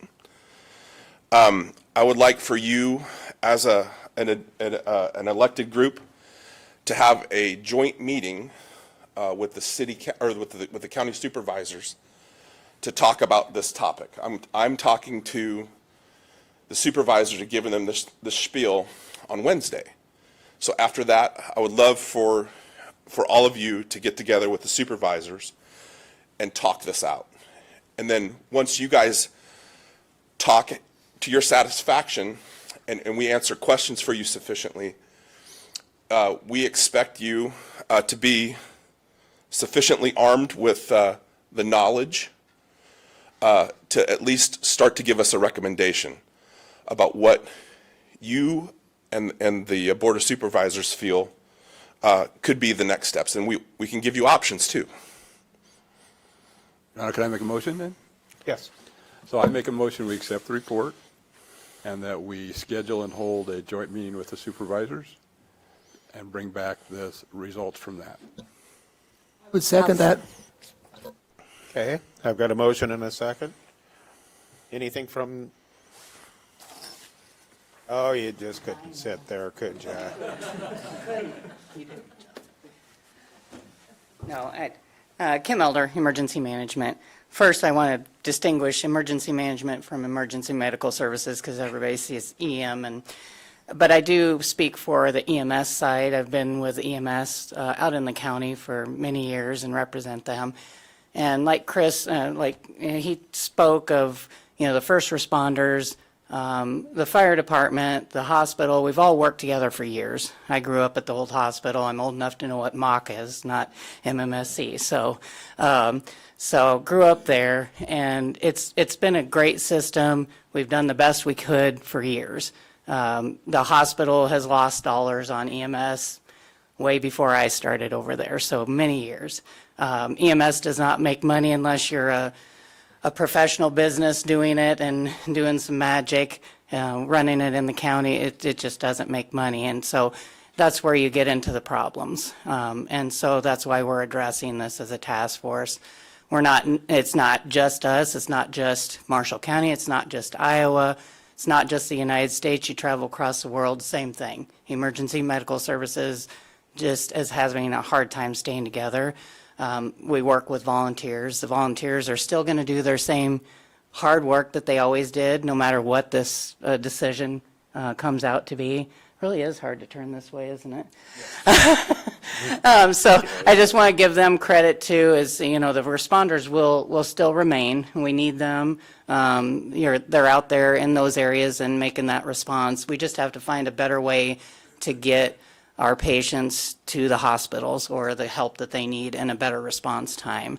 So we all know that volunteerism is down and EMS is suffering just like the rest of them. So it's just important to figure out what that is, if it's a decision of choosing one of these choices or a combination of these choices.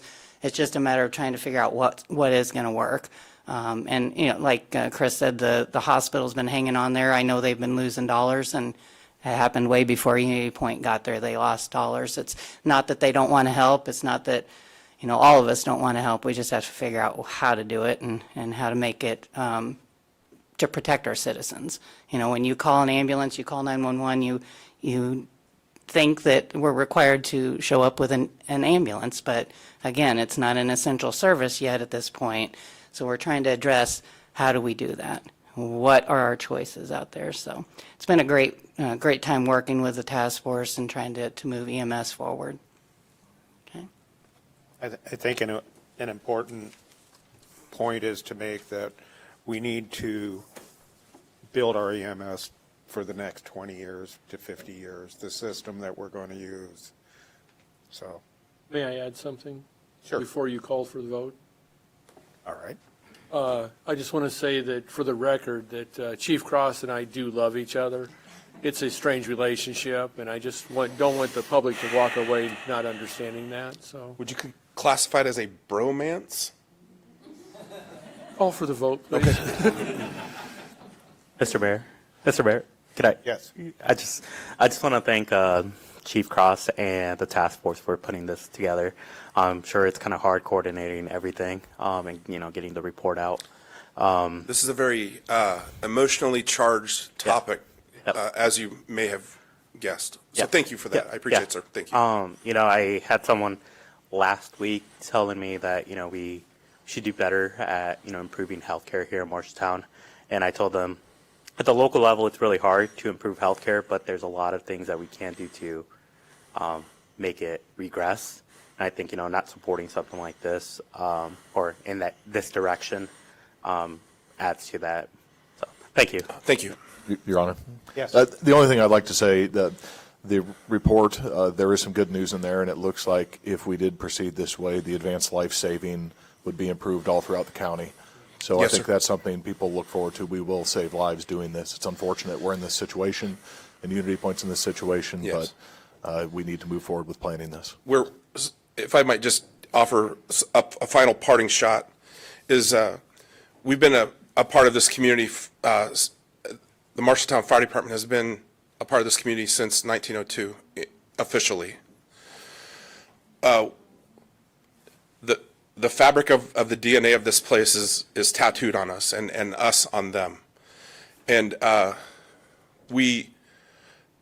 if we structure this correctly and fund it correctly and staff it correctly, this could be one of the greatest accomplishments of any two elected bodies of officials that has probably happened in the community for a very, very long time. So I'm very excited to be a part of this, and I thank you for listening to my long-windedness, and I apologize for not being more concise.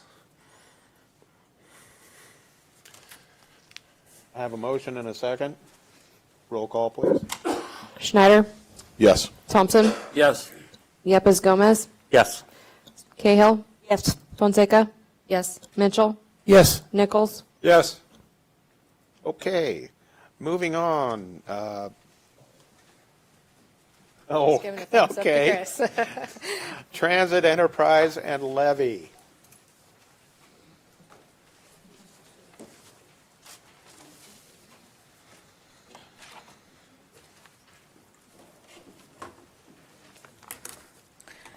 Good evening, Heather Thomas, Public Works. We are into the budget discussion of the evening. I'm going to open up my memo just to help people see those informations.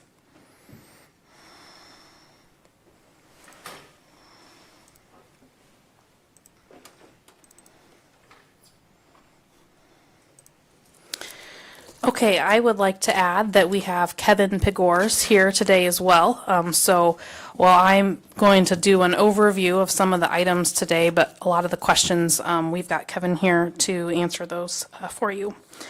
So with some of the other departments or divisions, they'll bring you an annual report. I try to do that at the same time that we're discussing budgets, and so we can kind of tie all those together.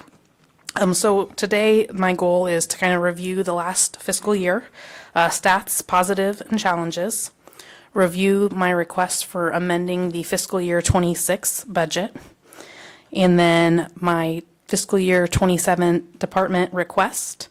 The CIP is also included here for the next 5 years, and finally talking about the transit tax levy. The transit tax levy is a standalone levy separate outside of the consolidated general fund. So that is the ultimate goal of this topic and discussion tonight, is to get some direction on what levy you guys would like that set at. So as we go in, I have included in your packet several tables of statistics comparing this last fiscal year to previous fiscal years. I will not go through all of them, but I'll highlight a couple. This first table in front of you is related to school ridership. Back at the beginning of fiscal year 22, we did a larger partnership with the school district, both to help increase ridership within Marshalltown Municipal Transit, but also to assist the school district and the students having that access and ability of transportation to get school attendance up. We continue to increase that. So this last fiscal year, we transported about 52,000 students on a per day basis. As we look at fiscal year 25, we provided an increase overall in ridership of 3.4% when compared to fiscal year 24, with 4.7 less revenue hours, so that's how many hours we were actually driving buses on routes, and 5.6% less revenue miles, so different distances. And we reduced our operating costs by 0.2%. When we talk about transit, you heard me mention the word efficiency last year quite a bit, and we can compare that to other communities our size, what we consider small urban systems. And they actually use the term effectiveness a little bit more so than efficiency. So the table in front of you compares us to several of our comparable communities. And there's a couple of line items that I will highlight. When you look at the efficiency, our numbers are a bit higher, but that's only because our effectiveness is the top in the state. So when you look at service effectiveness, which is the number of rides we provide per mile we drive, we are 1.1 ride per mile that we drive, which again is the highest in the state in our area, which has a converse effect on the efficiencies. As far as rides per hour, once again, we are top within our sector at 14.7. Our service effectiveness, so total cost of operation per ride, we're right there at the $7.23, which is at the medium, low end of the middle range between our comparable communities. A couple of area of opportunity, I would say. Our average fleet age, the average bus we're running right now is 16.5 years old, which is the oldest when you look at our comparable communities. Again, that's an opportunity that we need to continue to address, and we've been trying to make some attempts on that, and I'll get into that here in a little bit. And then also you'll notice our fleet size is smaller than some other communities as well. For fixed routes themselves, we only have 4 buses out there at a given time when some of our other counters have more than that. As we go on, this is even additional detail comparing to the last 9 fiscal years about our operating costs, which means we've removed the capital costs out of there. Because we operate as an enterprise fund, we don't have a separate fund that pays for capital costs, so that's why this number does not match the numbers that you approve when we go through budget comparison reports. Passenger revenue, so that's how much money we're collecting from the people who are physically using the service. Revenue hours and miles, I kind of explained, is how much time and how much distance we're covering. And then a breakdown between ridership, school, elderly, disabled, and costs. This next page, some of those outside sources of funds that we use to help support Marshalltown Municipal Transit. Federal funds would be FTA, state funds are STA, and then our local tax levy as well. So as we look back at this last year, a couple highlights is that our ridership continues to increase. In fact, as you looked at that last table that I just had, in fiscal year 25, we had over 130,000 rides, which again is the highest we've had in the last 9 years. We were able to sneak in a couple of community outreach events, which were popular, like story time at the library or the Healthy Family Fair. And we also added an interactive map to our city website to help increase the ability for people to understand where the rides were. We still have some additional improvements planned for that communication aspect, but we were able to get a GIS dashboard established with an interactive map. As we look back at the challenges from the last fiscal year, driving staffing was probably one of the larger challenges. As we have looked back, we talked 2 years ago, I think it was, trying to become a more cost-effective system, and we either reduced a single full-time or 2 part-time, depending on who we could hire. So we've tried to slim up the number of staff that we have. But with that, we also had some staff that were on light duty, not able to drive. And we've had some new hires, and that process and that timeline it takes for them to get through getting their CDL and getting through the training so that they can be an independent solo driver takes some time. So as you look right now, we are, knock on wood, fully staffed with full-time and part-time drivers. But we did just get their CDL here within the last few weeks of that newest driver. So as we look at this fiscal year, we've already spent over $18,000 in overtime, which has resulted and continues to provide a little bit of burnout and fatigue in our staffing until we got to the point that we are at today. As we talk about challenges, aging fleet and bus conditions, going back to that table that I shared, since 2022, we have had a bus replacement approved through the federal process, where we have buses that are due for replacement and we're applying for an 85% grant to help with the cost of the new bus. However, the last 4 years have been really challenging on getting buses. And so even though we were authorized back in our federal fiscal year 22 for a new bus, we have not yet received that bus. And during that same time, we had 2 additional buses come due. So right now we are currently waiting on 3 buses to help us with getting that fleet increased and newer. So that was another challenge that we continue to work through. That leads to some of our buses needing higher costs of repairs, more time from our mechanic. Recently, in fact, in December, we took 2 of our buses down to get new transmissions put in them because we're trying to scrape by the best we can until some of these buses can get replaced. We continue to utilize SIRIDE buses, so when they say their buses are no longer useful in their fleet, we will purchase their used SIRIDE buses and do what we can to make them work in our fleet until such time we can get our buses replaced. And then another challenge this past year was Medicaid. The broker for their services, MTM, merged with Access to Care, a new online portal for billing, and that did result in a delay in us getting the revenue that we were due in fiscal year 25. In fact, we're still working on getting that revenue from fiscal year 25 paid to us here in this fiscal year in 26. But overall, those were our highlights and probably some challenges from fiscal year 25. So now we're going to go into more of the budget discussion. Attached to my memo There are several reports that you guys may be familiar with through Tyler and Planet. Those are the budget comparison reports, so line item by line item within Fund 690, which is our operating and capital fund. Again, we're a standalone enterprise, so benefits, wages, all of those kinds of insurance payments come out of our fund, and it's not supported by that separate fund levy that other departments are.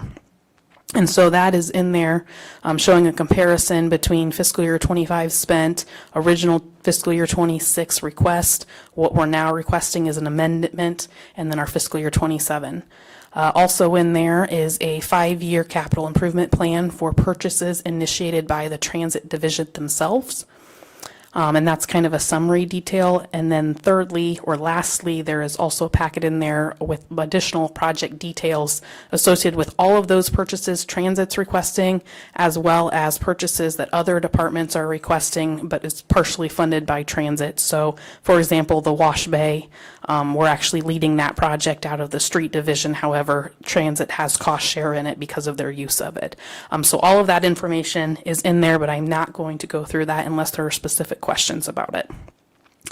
So first we'll get into fiscal year 26 budget amendment request.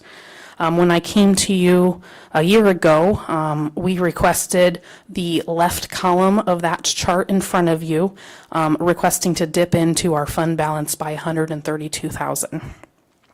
As we come to you today, we are amending that request and saying instead of dipping into the fund balance by that amount, we are adding to it in about $15,000.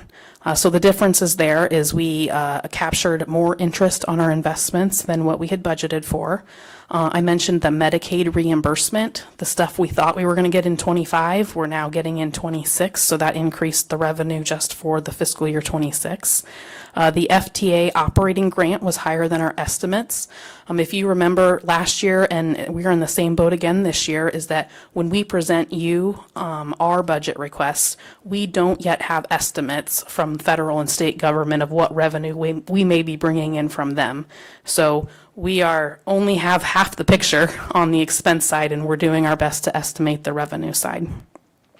And then also we decreased expenses both in diesel and vehicle supplies because we are realizing or capturing the fact that we've adjusted our transit routes to eliminate the pink and purple route, which is reducing the amount of diesel and vehicle supplies we need to run those routes. So as we continue to go down, that was all I had for budget amendment request for 26, basically a change of about $150,000 in the positive when you look at the bottom line. As we look at 27, 27 is going to look very, very off. And part of that is because we're continuing to carry these 3 bus purchases every year until we can get them purchased. So we do not currently, at the time that I prepared this memo, did not currently have estimate of bus costs. I did get that last Thursday afternoon after the council agenda was posted. But at that time, we went ahead and used the fiscal year 26 with a 4% inflation factor. And the total cost of 3 buses is about $2.2 million. 85% of that is part of that federal operating or capital grant that we are applying for, and 15% local share, which is $328,000.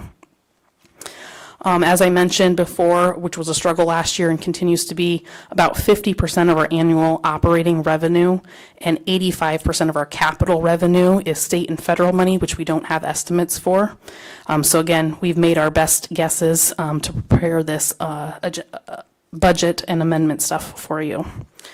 For discussion purposes, when we look at the budget comparison report and the revenue and expenses, we've held the levy at 40 cents in the numbers we're presenting.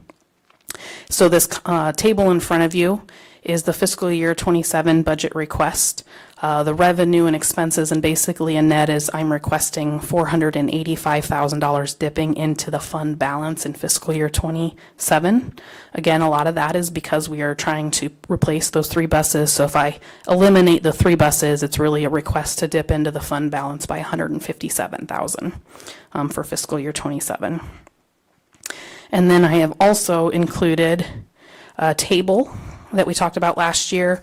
The center column, again, is holding the levy at the current levy rate of 40 cents, and then I went up 15 and down 15 cents to show you where our fund balance is with those annual projections, again, of this year and the fiscal year 26 budget, to show you kind of where that puts us for a projected fund balance at the end of fiscal year 27, and more importantly, where that puts us as far as a percentage of our annual costs. Before we talk a little bit more about that, I also mentioned that last Thursday afternoon, we received some information on costs of buses, and it was not good news at all. Fiscal year 26, the bus, a 30-foot bus, cost $637,000. In fiscal year 27, they're saying $1,008,000. So that is a 58% increase in one fiscal year for a bus, and a 40-foot bus went up 49.9%. So as I mentioned, we've been on delay, basically on hold, since federal fiscal year 22, and the DOT guidance that just came out is not looking good for buses. We have been reaching out to both our regional COG and the state, trying to get some clarification on this, because this is very, very concerning to us, as we have 3 buses that we are trying to replace, and actually a 4th one here 2 years out, and we have not got any clarification on this aspect of it. Yeah. No question, Heather. So based on the ridership you had in the previous chart, is there any options or capability of going like a smaller bus, a slightly smaller bus, and maybe even have more smaller buses but still have a better overall cost balance? Yeah, so we did look at that for a little bit here a year ago, and our problem is during our school ridership. And so we need these 40-foot buses. In fact, right now we're having to run, we're considering having to move up one of the early morning routes 10 minutes to do 2 trips, because we just lost one of our 40-foot buses and probably are not going to repair them because it's not operable. So we need 40-foot buses to handle the school load at that time. But that is absolutely, on other times of the day, a smaller bus will work. But those peak times, we are definitely in need of the 40-foot bus. Connor? Go ahead. Heather, could you explain more what changing the levy rate would do in those 15 or 5-cent increments and everything? You bet. Make this a little smaller so you can see it just a little bit more. All right, so again, center column there, holding the levy at the same levy rate as what we have today at 40 cents. That would be starting our current fiscal year. We have a fund balance of about $1.5 million. We're anticipating revenue building of about $15,000 this year. So I've listed the projected ending balance for this fiscal year, or starting balance for fiscal year 27. Looking at the requests that I had as far as for the fiscal year 27 expenses, that would bring our fund balance at the end of fiscal year 27 to $1,053,000, which is 71% of our projected operating costs in fiscal year 27. So if we went up 5 cents, that would hold our fund balance at $1,106,000. Fund balance, so if you're looking at the highlighted in kind of like a grayish background, that's the projected ending fund balance of 27 on that chart. I am not recommending increasing the tax levy rate. Before I got the news last Thursday afternoon, in fact, I was offering the potential to potentially decrease maybe 5 cents. I know as we get down further in discussions where you guys talk at the city as a whole of holding what levy rate we're going out. I know we've used money to buy down that levy rate in the past to try to hold that consistent. So we were planning on offering, like I said, that 5 cent reduction in the transit levy to help go towards some of those other expenses. I think that's still on the table for your guys' consideration, but we were a little bit concerned late last week when we got that news from the DOT regarding the bus purchase costs going up so much. Carol, question for you. So the transit levy isn't in that core that's being held so tight, is it? I'm sorry, what's the question? Transit levy is independent of basically the core that they're keeping so tight, right? Yeah, that's the general fund levy is the one that that the state is really focusing on regulating. But it does affect the overall tax rate for the city. Yeah, from a state allowable, the transit levy itself can be up to 95 cents. So my question is, where would we be at to make sure that there's no draw out of the other funds for the transit? Where is it standalone and independent? It is, all of the numbers presented to you tonight are all standalone numbers. There's no overlap with any general fund in any of the options that we're presenting. I think the issue is the long-term sustainability of the fund. I mean, with increasing bus prices, I don't see how we're going to get away from increasing this levy to be ready for it. Because I don't think they're coming back either. Yeah, we, and I can offer Kevin to come up and see if he's got any new information that I haven't talked to him yet today. But in some of our discussions with DOT, I know they're trying to see if there's any state or federal funds that can help with the gap of this current jump. But I don't believe we've gotten those answers yet. Long-term, you are correct, though. It's something we're going to have to face. And before Kevin comes up, one more question. I forget, I know it's good for ridership numbers, but why are we busing so many students and not the school district? The school district has a policy that they do not provide transportation for kids that live within, I believe it's 2 miles of elementary schools or 3 miles of a high school. So if there are a large population in Marshalltown. In fact, I'll go back up to the chart that we kind of split that down between the different schools. But there are a large number of schools who struggle to get to school for transportation barriers. And that was a little bit of a win-win because our ridership numbers were kind of dwindling and going down. School kids were not attending school because of their barrier of transportation to get to school. So that is kind of the system that we set up to kind of help both entities with those issues. May I? Yeah. Heather, remind me, are the students, the contract we have with the school to do this, or lack of a contract, are the students paying the dollar like I would pay if I rode the bus? No, we have a monthly bus pass that we provide to the school district at a discount rate. And currently the school district is picking up that discounted rate monthly bus pass for those students. So in other words, I pay more than a student does. That'd be correct. So to tag on to what Councilman Schneider said, the way I see this, we have two alternatives. That ridership from the schools either pays full price or we have to raise the transit levy, because if buses are going to go up 50%, 49%, and I think I've been one that every year I've tried to push you to raise this transit levy higher. This falls in that category of being proactive versus reactive. If we don't get ahead of this and stay with that, $1 million to $1,700,000 buffer, I see us falling behind in probably 3 years. I don't know if I've asked the current city administrator what our percentage fund balance we should carry between year over year.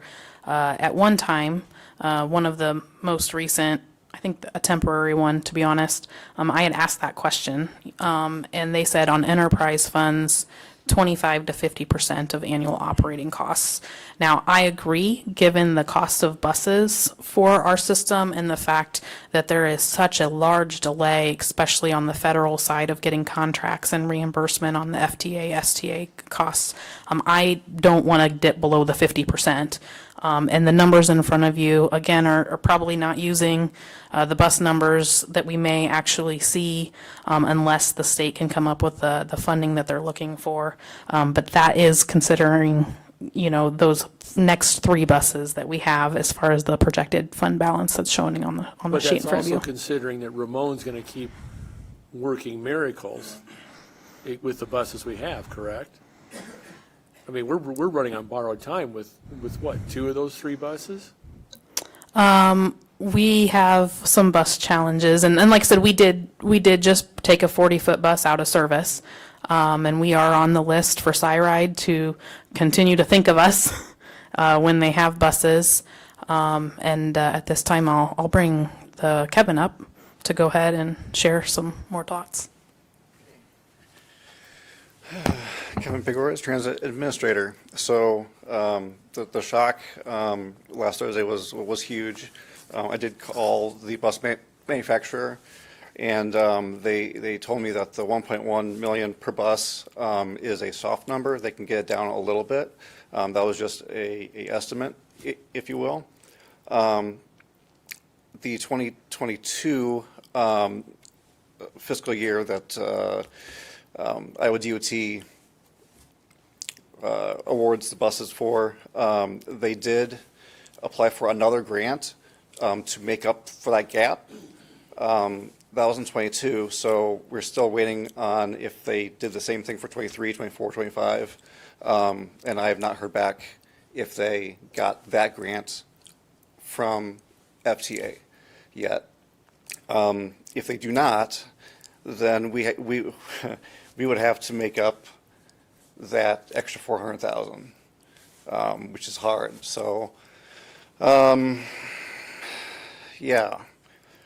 The useful life of a bus is 10 years, 350,000, and we're pushing 20 years, 600,000. We have to do what we have to do. So, yeah, that's where we're at with that. Me? Go ahead. Yeah, do you, with the bus manufacturer, will they lock in this price for you until they're able to provide a bus for us? Or does it keep going up regardless each year?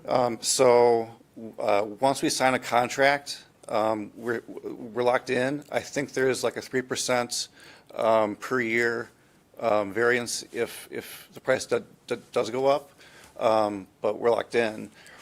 The reason why we haven't signed contracts is if we don't get a contract from the state or feds, and it doesn't come, then we're obligated to pay that full 1.1 million. So I don't want to order a bus without a contract from FTA. Your Honor? Yes. Well, since we are keeping our buses so long, are there other municipalities and larger cities that are selling their buses with, say, 300,000 miles? I mean, I know it sounds like a terrible idea, but I think we're going to have to face reality. No, so Ames has been fantastic. Des Moines not selling. Dubuque's not selling. It's countrywide. There's a bus shortage, so they're not as readily available as they were 5-6 years ago. So yeah, everyone's in the same boat as we are. I keep reaching out to the bigger systems, and yeah, they can't help right now. I have not gone out of state, so that's an option. I will commend us for not jumping on the bandwagon for an electric bus. There are other bus systems in Iowa who jumped on that bandwagon and who have really, really been hurt with the electric bus. In fact, that was a couple of the systems we reached out to and said, hey, you guys got all these new electric buses. Can we have your old buses? And they held on to their old buses. They did not get rid of them. But I will say that was something that we did that was a little controversial when we made that decision that served us very well not to do that.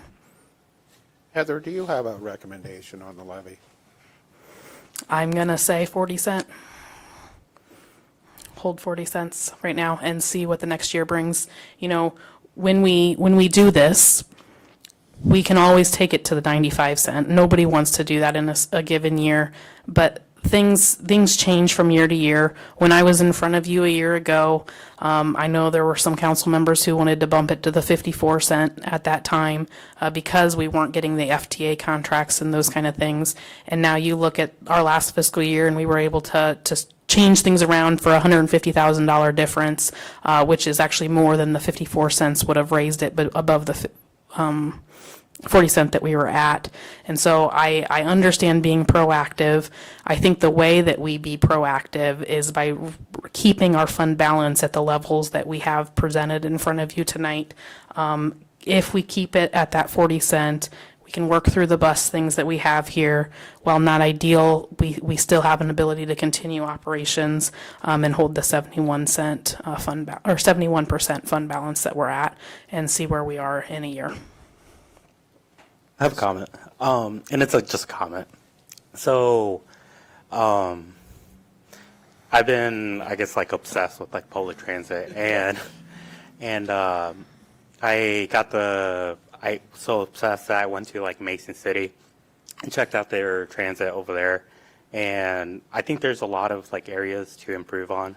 Just looking at them, they're I think 1,000 people less. They're less dense than us. They have 5 routes running, 30-minute intervals. I spoke to Dylan, their director. They don't have a staffing issue. It seems like they're doing everything right. They have more ridership than us. They're federal and state funding for operational expenses. It's larger than ours. They have more coverage. And so I just want to make a general comment that I think there's other cities that are just like us that have proven that transit can work. And I think maybe some of the issue is just that, I don't know, I don't really want to, it's kind of hard. But if there's maybe we need better a long-term vision for transit. And yeah, I'll just leave it at that. I think there's other places like Mason City that have already figured this out. But yeah, thank you. Anything from the public? What do we want to do here? I motion we move the levy to 65 cents. And I will second that. Yeah, I think we motion need to be second. proactive on this buses, or we're going to be in a world of hurt when the time comes. Okay. What's that? 65. Questions or comments? Roll call, please. Mitchell, Yes. Nichols, Yes. Schneider, Yes. Thompson, Yes. Yepes Gomez, Yes. Cahill, No. Fonseca, Yes. Okay. Local option sales tax. Is that you? That's me. Okay. Okay, last topic here, before the closed session, I guess I would say. So Fund 121 is the fund that we use to show the revenues and expenses for the 1% local option sales tax that the city receives. We're projecting lost revenues at 4.3 million of the amounts that we'll receive, that we receive for lost in FY26 and but we'll receive in FY27. 75% is allocated for property tax relief. That's roughly 3.23 million, and then 25% for council designated purposes, which is about 1.1 million. So if you look at the, I believe a property, Diana has it pulled up here, and you've provided in your packet a local option sales tax statement. The very first column is titled property tax relief. And that's the amount that we receive for property tax relief, and it applies toward the debt service levy to lower that levy amount. And we'll be discussing the debt levy at a future meeting. The second column is the council designated column, and I've provided council a summary of all of the commitments that you currently have for your council designated local option sales tax. In the memo, I've put an asterisk next to the ones that you may consider altering a bit. So I don't know if council would like to step through those items. For sure, I think we want to talk about the contributions to the general fund cash flow reserve, and then what amount you want to allocate to balance the general fund. So I guess I would defer to council on the process you want to follow here. Your Honor, So if I could request that we go through these line by line real quickly as we go through to make adjustments as we feel and have discussion points. Sure, you bet. So the city has an ordinance that says monies will be set aside in the cash flow reserve fund until we've reached a balance that's a sum equal to 20% of our current year's operating budget. Right now, we're roughly 18% of the current year's operating budget. You've recently made annual transfers from the council designated local option sales tax to increase the cash flow reserve. We have an amount plugged in for FY27. I believe it's $144,648. Council can make this transfer, or you can reduce it if you'd like. And the question is, council want to reduce or eliminate the transfer from loss for FY27 for contributions to the general fund cash flow reserve. May I? Make a- Yes. Carol, can that transfer be made from another fund? We want to pay down the employee benefit fund. Can we legally transfer the money from the employee benefit fund into the cash flow reserve fund? I don't know if we could do it legally. I'd have to ask, I'd have to get some feedback from legal counsel on that. I mean, you're not restricted to transferring it from the council designated property, local option sales tax. That I know. It just says make transfers in the ordinance. Whether or not you could do from the employee benefits fund, I'd have to find out more about that. If not the employees benefit fund, are there other funds that we're sitting heavy in? I mean, it wouldn't, don't just legal, I mean, I guess what I'm asking is, don't just get legal advice on that. Are there other funds that we've built up too high that we could pirate to fund other funds we want to continue to build? We have other funds with substantial balances. I can take a look at that and see if that's a possibility. I would like that for this one, and then come back to us. Agreeable? Your Honor? So out of the cold, so based on what we're held on, you know, on the core, if we can find, if there's other funds that have substantial balances we can transfer, that'd be fantastic. But overall, I see that we need to cut spending, because if you look at our bottom line, basically out of loss, we're spending twice what our revenue is in a year. That means in my book, if we don't cut from loss spending, we have about 2 years until we hit a brick wall, and then we have no cushion to bring things down in an organized, controlled manner. It'd just be cold turkey.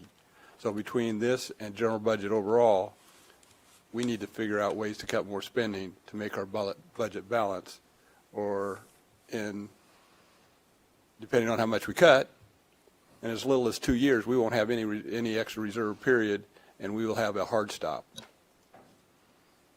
So would council, would you like to say that we would transfer $144,000 unless we can transfer from another fund? Or are you saying you don't want to transfer anything from a local option sales tax, but that if we can transfer it from another fund, we'll do that? So my recommendation is we conserve cash and don't transfer anything from the local option sales tax. If you're saying you're okay with If we can take it from something else, great. Yeah, okay. But I'm specifically on local option sales tax, I'd say let's conserve cash and keep it. Okay. The next item is fireworks. Council adopted a resolution in fiscal year 25, then you committed $5,000 to support the annual community fireworks display. That particular resolution was just for that only year and did not commit council to future years for funding. So the question is, does council have, you do have the option to eliminate this expenditure in both FY26 and FY27 if you'd like. Or I guess it wouldn't be FY26, would it? Yeah, both years. Would it be both years? Yeah. Okay. May I hear? Yes. I think what John Hall said is we're not going to have fireworks on July 4th. The Register and Tribune's going to pay for it on July 22nd. Is that what I heard you say, Mr. Hall?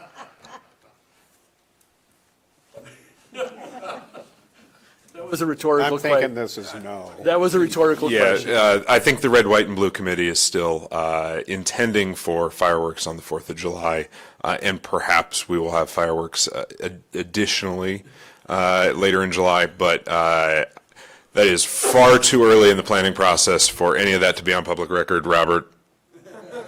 None of that. All right, thank you. I would also like to point out that this year is a special 4th of July, 250th year. So, Your Honor, I think we should just leave the 5,000 for the fiscal year 26 and 27. anyone disagree with that? Pen out here. Hold on a minute. Anna, could you widen out column I for us?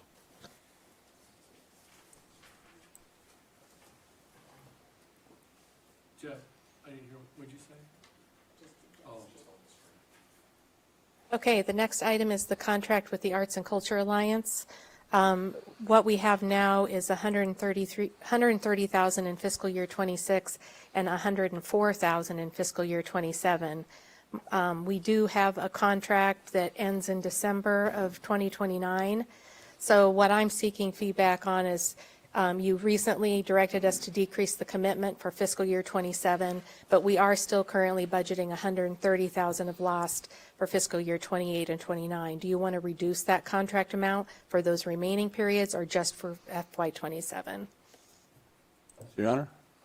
So from what I'm seeing, we either need to reduce law spending and/or reduce general budget. So my view was, I mean, Emmer's doing a good job, but does the city have the luxury of funding this? Because if we don't cut significantly somewhere, in 2 years, we won't be able to fund this kind of stuff.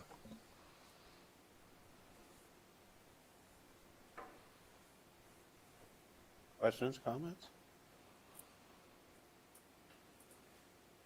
I think we should accept the 20% decrease that Amber offered in the last meeting and then continue this process.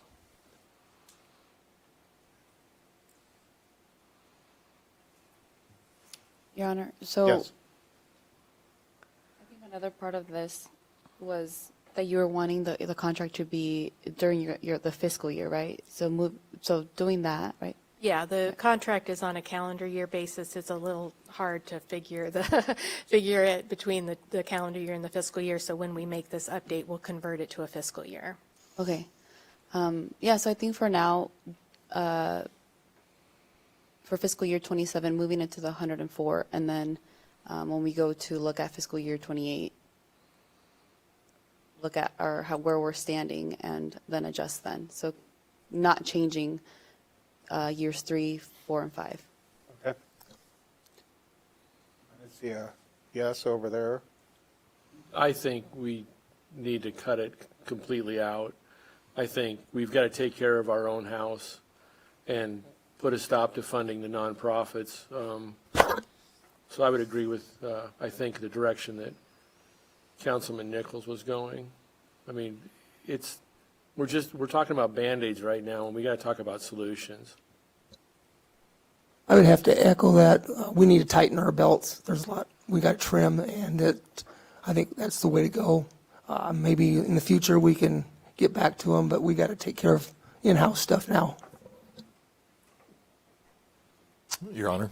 Yes. Yeah, I don't think this is all about austerity. The ACA is part of the growth plan. We need to continue growing and being a vibrant community, so I think we need to leave it. Okay.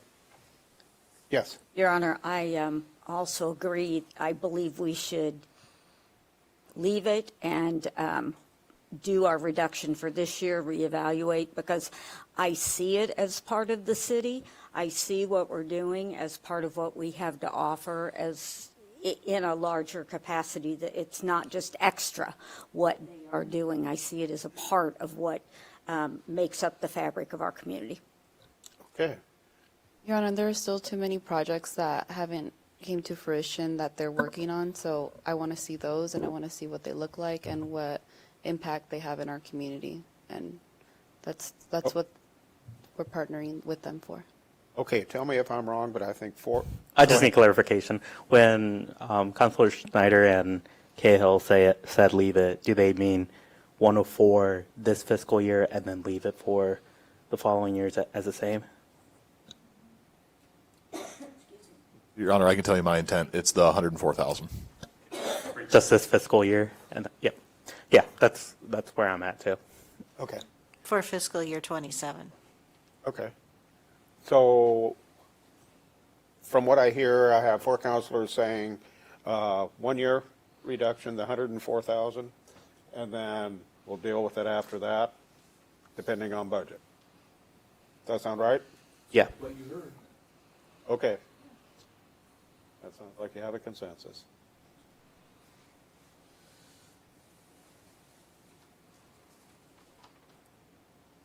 Okay, I'm going to skip over, if it's all right, downtown site furnishings because we need those funds to carry out. So I'll skip to the next noted item, which is the new home buyer incentive.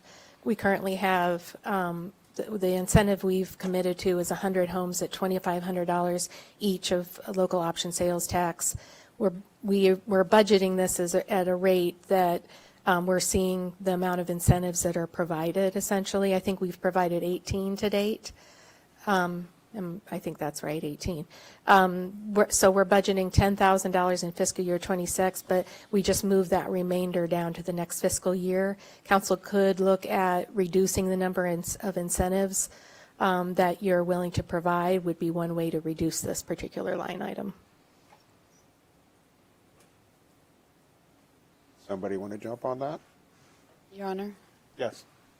So from my understanding, the commitment is $2,500 from the city, and then the $7,500 is from the chamber, or John can explain that, but I mean, they're beneficial in many ways, and I think that it's already hard to get out there and buy a lot, get a builder, a reliable builder, and I think that extra, like, oh, okay, you're going to get $10,000 because myself and colleagues have clients who have used them. So I think that we should keep that, but John can explain more on that. Good evening, Mayor and Council. John Hall, Marshalltown Area Chamber of Commerce, 34 West Main Street. Yeah, the new home buyer incentive program is a matched program, so the city's contribution of $2,500 per home is matched by $7,500 as a combination of chamber dollars as well as dollars that were raised from the private community. And so there is about 292,000 that has been raised from the private community, private business, and individuals as well, who all made commitments kind of with the expectation of the city being a partner on this. What I'll say is the city really ultimately gets a great deal out of this. The alternative that's out there is a tax abatement program for individuals to take advantage of that ends up costing the city significantly more over the life of that abatement.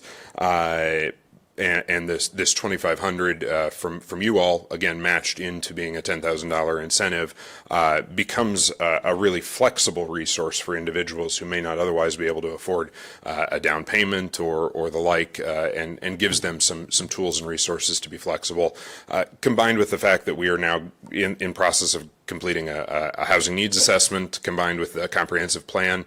It feels like backing this down would actually send the wrong message that we're not committed to additional new housing opportunities. I think as we start to see some of the potential outcomes of the housing needs and what we might be able to do to control for whether it be smaller lot development, smaller home development, but in that more affordable style, this becomes a really useful tool.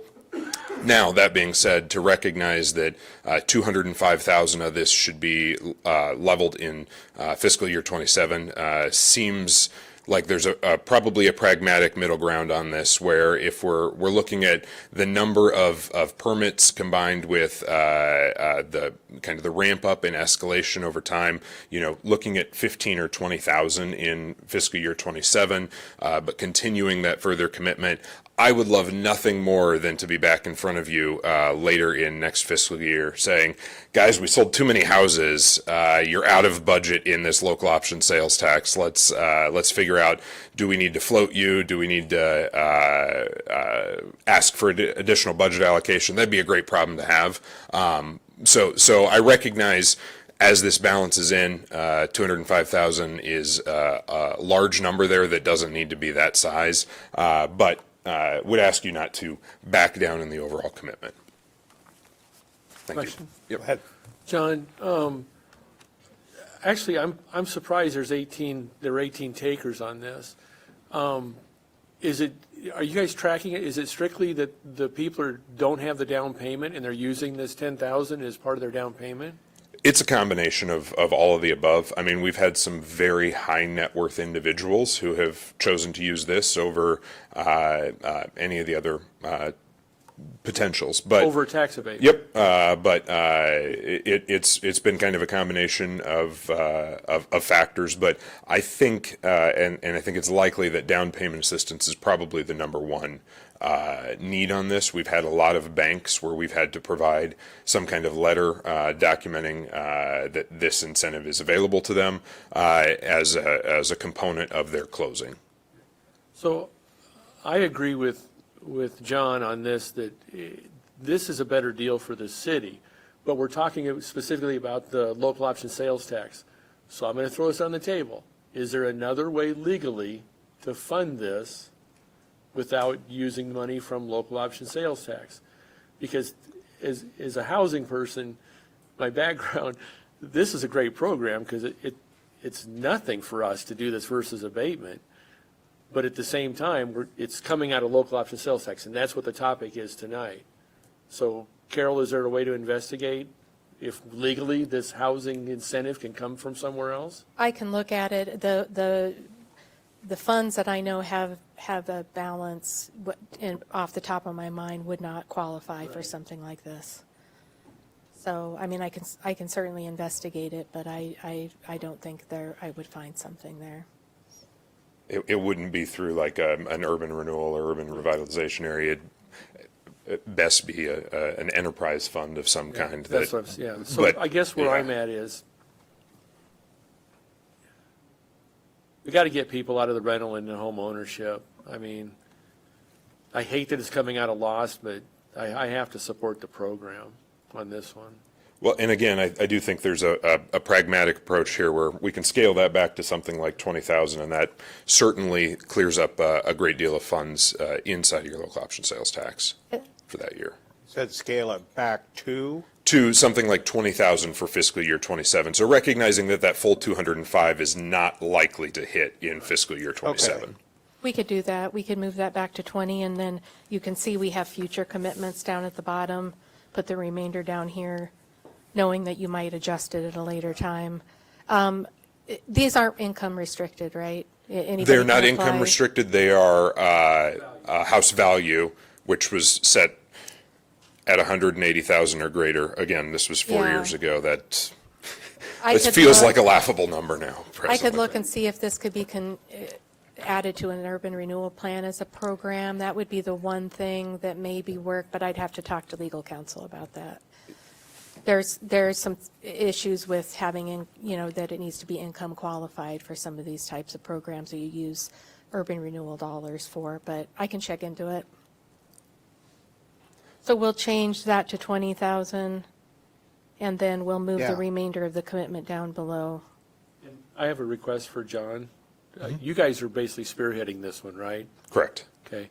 Can you track foreclosures in the future on all of these? Is there a way to do that? I mean, you know who took the money. Yeah. I'm just afraid that we may, on the backside of this, we may have created a problem that we put some people into situations because they're using this 10,000 for part of their down payment. I don't want to see this backfire on us 10 years from now. We'll see what. Yeah, I mean, yeah, certainly we've tracked where every dollar has gone and which property that it's gone to specifically. So it wouldn't be any issue for us to pull a foreclosure list. I mean, even in 10 years, we could just run through each of those properties and probably pull that. So we've got at least the data tracked. So I'm not going to promise that we're tracking month by month on foreclosures. But if you ever want that report, we'd be able to put it together very easily. Is everyone in agreement with the 20,000? There we go. Thank you. Okay, the next item is item number 11 in the memo. It's grant administration services for the CDBG-DR grant. we've already made this change because a council adopted a resolution you allocated $15,000, but the cost of the grant administrator was only $5,000. So we've reduced this line item by $10,000.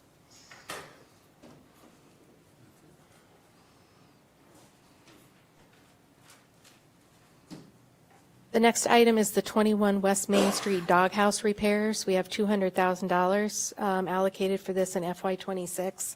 So as you know, we acquired 21 West Main through a court-ordered sale.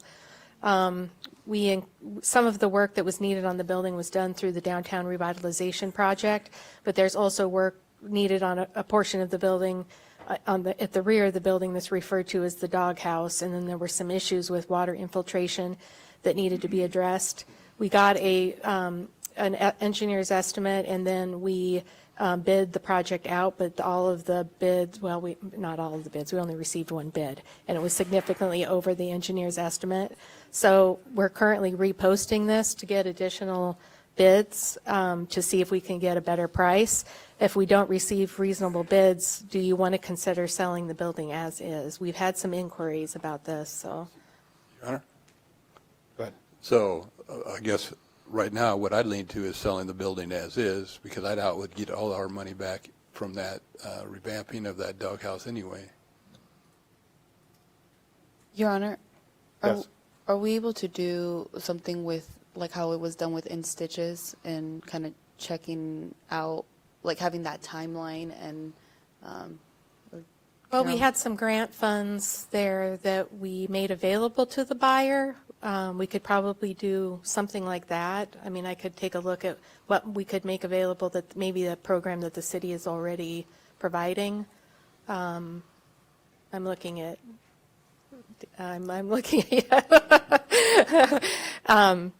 so, I think we could probably do something there to help the buyer out, but not a $200,000 investment. right, just something to help them, yeah. Council did discuss this and at one time directed staff to sell the building after the repair, but we have new information now, so, yeah. So my recommendation at this point in time is we sell it as is. And if there's a way to get incentives or grants or whatever to give some incentives, that's great, but regardless, sell it as is. Sorry. Yep. Down here. Okay. Is there, would there be like a need to do like an RFP to make sure that we're not just selling the building to someone and then just, they don't do anything with it? Like In Stitches, I think we did an RFP, Yes, right? we'll issue an RFP for this. Okay. Yep. Okay. Danielle Leakin, Marshalltown Central Business District. Just to kind of give you some numbers on this building, we had an architect from Main Street, Iowa in this building recently, and they said development would be like $2.2 million. So that would be the investment this building would require anyways. So your buyer would be looking at that level of an investment. So I think if that helps inform your decision about whether or not you want to fund this, I just thought it might be helpful. I think we sell it. Anyone disagree with that? I have a question for Danielle. Okay. Danielle, when you say this building, you're talking about 21 and 23 together. Yes, because it has to be sold together because it shares a Okay, that's where I upstairs. disagree. I think Okay. we need to put a wall up there on top, split that building. I think we get offers, we put a stairway in the back on 23. If, let 21 take the front stairway. And I don't see anybody buying this because of your 2.2 million to do the whole thing. But I think, just like the Curtis's with the Angels building, I think we can flip these if it's two single buildings. Yeah, and that's, in its know. current condition with the I current understand. RFP process, that's understand. where we're at. So I guess I would like to see Carol entertain if we have interest on 21 or 23. The one I know of is interested in the buildings joined together, but there may be others. I mean, we could list it as is with the 21 and 23 together and see if we get any interest. And I have not posted this one yet because we were waiting on the doghouse repair, so we could start that way, see if we get interest, but then we're back to making an investment in the building if we separate them, so. Okay, so where we're at today is you're looking for consensus to sell it without repairing the doghouse, sell it as is, as whole Issue the RFP 21 and as is, 23. yep. Okay, I agree with that. Okay, anyone disagree? All right. Okay, the next one is flock cameras. City Council adopted a resolution in 2025 where you allocated $190,000 in lost funds to support 1 year of the flock camera system, but at a subsequent meeting, you entered into a 2-year agreement with Flock for the camera system. So we have added budgeting $190,000 in FY27 in addition to the funds that you allocated in 26. Do you want us to do that? That's the question. May I? Yes. So I should have brought this up earlier with the resolution for selling the building, and then earlier for funding and things. What we're going with these topics and the direction we're going is, these were formalized under resolutions. And we have specific rules to bring back a resolution for a revote. So by what we're doing tonight, and I'm guilty because I've been participating, are we violating our own council manual and now saying we're willing to throw out a vote from a resolution? The ones that have a resolution, I'll bring back some formal action for council to address this type of issue. So if But you, how are you bringing that back? You're violating our rules to bring it back. It had to be within the next meeting, and it had to be a certain person. You're bringing it back administratively, and instead of a certain counselor bringing back for a revote. yeah, It is a new council. So, but I don't, I mean, I'm not interested in revisiting this. We passed as a resolution. I think this is in stone until we undo it with the resolution. But again, the rules say, I agree, Councilman Schneider, new council can bring back anything. Council didn't direct this, as far as I know. I don't see a name on this. I see this as an administrative one brought back by the city administrator. well, I brought this back in a list because of a comment Councilor Nichols made about wanting to look at detail in the local option sales tax fund. That's what prompted me to bring it in this manner. We're just budgeting at this point. Anything that doesn't have a resolution, we would have to bring back to you before we spent anything. We're just trying to put the budget together. Then I would say this was put on the budget by resolution, and I have not heard a counselor that wanted this on the agenda, so it needs to be, and there's probably ones before this. I should look back and say we shouldn't have touched those either. It's just like the fireworks. We budget it, but then I bring back a resolution before we spend the money. And you approve it at that point. You wouldn't have to, but it's already in the budget. You don't have to approve the resolution. We don't have a resolution for year 2 of the Flock contract.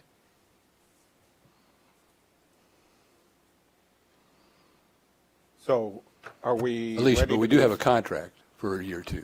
We have a contract approved for 2 years, but the second year of funding has not been established. Right. Yeah. So we made some assumptions around how we would fund it. If you want us to remove that assumption and figure out something else later, we'll do that. But we just needed a little direction from council on that one.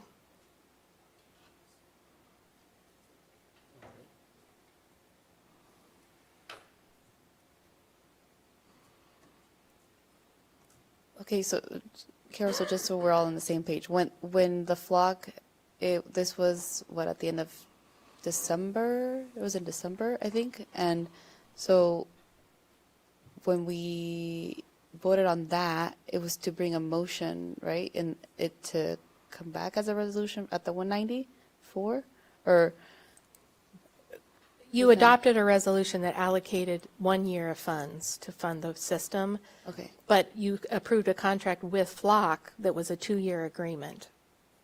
Okay, okay, I see what you're saying. Okay, so we need So we do need we the want to money. do the 2-year? The funds. Well, Do you want we us have to- the contract. But do you want us to continue budget in local option sales tax for that year? That's my question. I would make a motion to fund Flock in fiscal year 27, the 190,000 through lost. Second? Second. Okay. No. It's 27. Question, Alicia? I thought it would be fiscal year 28. I thought we 'Cause already we're- had 27. We're paying the, no, The first 190 was for fiscal year '26, because they're paying it this year. Need you go back and look at that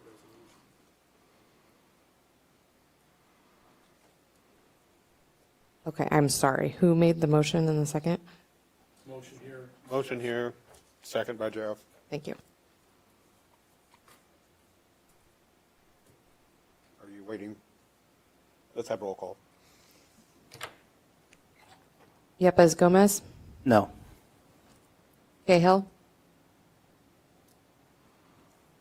Sorry, I need a little clarity again. What are we roll calling on? The adding the flock camera for the second year from lost funds? Yes. Okay. Yes. Fonseca, Yes. Mitchell, Yes. Nichols, Yes. Schneider, Yes. Thompson, Yes. Okay.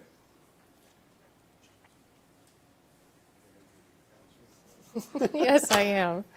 I'm going to jump over the lead grant one for now. So you did have a resolution, I'm going to sidewalk improvement number 21. You adopted a resolution 2020 where you allocated $50,000 in lost funds to the implementation of a sidewalk improvement program. To date, that program has not been implemented. Do you want to continue to budget for it? Your Honor, the sidewalks were for the ones, was this the plan that John Boston brought up, or what was this plan? I don't know a lot about this program, actually. I'd ask that maybe I think Heather it's come up. mainly around schools. Yeah. Mainly around schools, and the ones that They you could see- connect. This is the one that never got implemented. This program, to the best of my understanding, is a program that was discussed and kind of set aside after the tornado, specific to citywide, offering property owners the ability to get some type of incentive combined with a notice to repair their sidewalk. Has nothing to do with sidewalk gaps. The reason this has not moved forward is I only learned about it the month that Jessica left. May of 2023 is when she brought me the stack of this. It had stopped about a year before I started. Administrator Kinzer had brought that to me to review. I reviewed it to see if that was something I wanted to pick up. I did not want to pick that up as it stood. We do need to do a project, but the project that was proposed in that resolution was not fair to how we currently operate. Our current ordinance allows me to send a notice out at any point to any property owner with an order to repair their sidewalk. And I can do that and do that as it is today. And not giving them the same offer as what was voted in the resolution in 2020 made for some extreme inconsistencies on how this program would run. We've discussed internally how we want to potentially move forward. And one of the problems with the proposed plan back in 2020 is that when the city sends a property owner a notice to repair their sidewalk and it's adjacent to an alley or a quadrant where there's curb ramps to cross the street, if those don't get replaced at the same time, the property owner can't repair and have a longevity system that works together. So I had proposed internally that we would need money for the city to do those types of things at the alleys, at the quadrants, and there is no funding source for sidewalks. You cannot use road use tax on a sidewalk project. It is going to have to be bond funds, or it's going to have to be lost funds, and so that is why I had asked Diana to continue to keep the $50,000 placeholder in lost so that we could implement that program.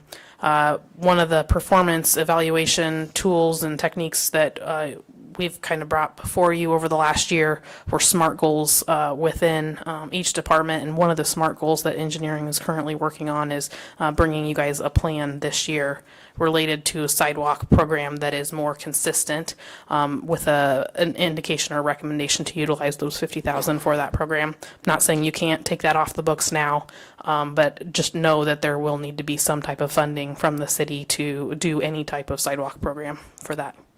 We could allocate bond funds, though, right? Yes, I think that we can. You're paying an individual under this, So you don't think we could this use bond? program, that, I'd have as to- it's written. You're reimbursing individuals. Your Honor, I remember these conversations. I was coming to the meetings back then, and it was somewhat controversial. I think this council would need to redebate this. I don't think this is a responsibility of the city. Sidewalks are the homeowner's responsibility. So I'd like to see this go away, but it's a resolution, so I think going back to our previous conversation, we'll probably have to have a resolution to undo this. I'll second that. Okay? Any questions or comments on that? So for now, we'll leave it in. No, that wasn't, But take it that's out. wasn't what the motion was. I'm sorry, then I'm confused on the motion. I'd like to take this out of our budgeting, but I'd like to see a resolution brought back to undo this resolution. So take it out. That's what I second. Because Okay, I remember okay, this. thank you for the This was a clarification. first come, first serve, and it was just a crazy program. Roll call, please.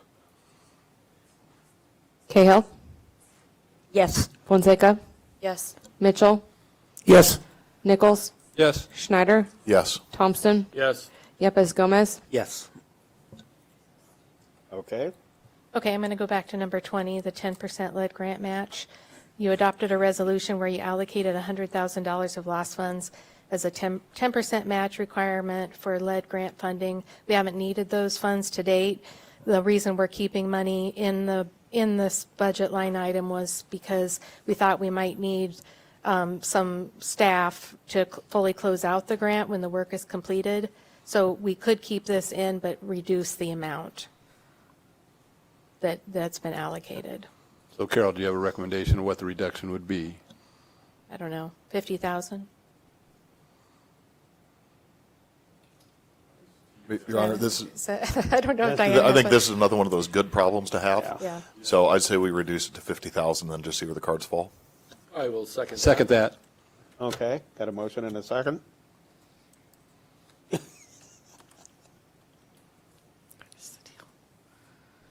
Roll call, please. Nichols, Yes. Schneider, Yes. Thompson, Yes. Yepes Gomez, Yes. Cahill, Yes. Fonseca, Yes. Mitchell, Yes. Okay. I'm sorry. So the only item left is what we have penciled in for the transfer to the general fund is $1,033,223. Question, Carol. So we didn't really talk about, this is a question, and maybe this is already clarified. The transfer for the bike path, was there an option for that to go for a bond instead of local option sales tax? So for local option sales tax, when I first started, the allocation was different. So part of the allocation was specifically to go to capital projects. So that's why we're using that for that. But we could use bond fund. You could, but you need to spend that capital, local option sales tax money on capital projects. Rule for local option sales tax of our percentage now? No, there's no capital allocation now. This is left over from years ago. So you're saying since it's in our carryover balance, we're stuck There with she is, that? okay. What line item are you on?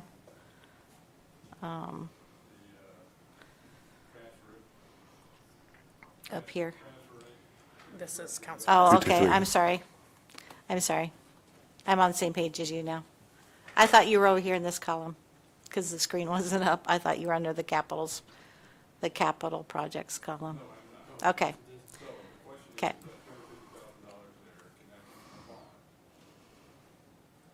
Yes, I believe so. So why don't we put it from a bond and not from local option sales I tax? don't remember. I don't know. It was the council's decision. I remember when we did this, we had those two options, and local option sales tax was chosen. So if you want to make the motion, I would agree.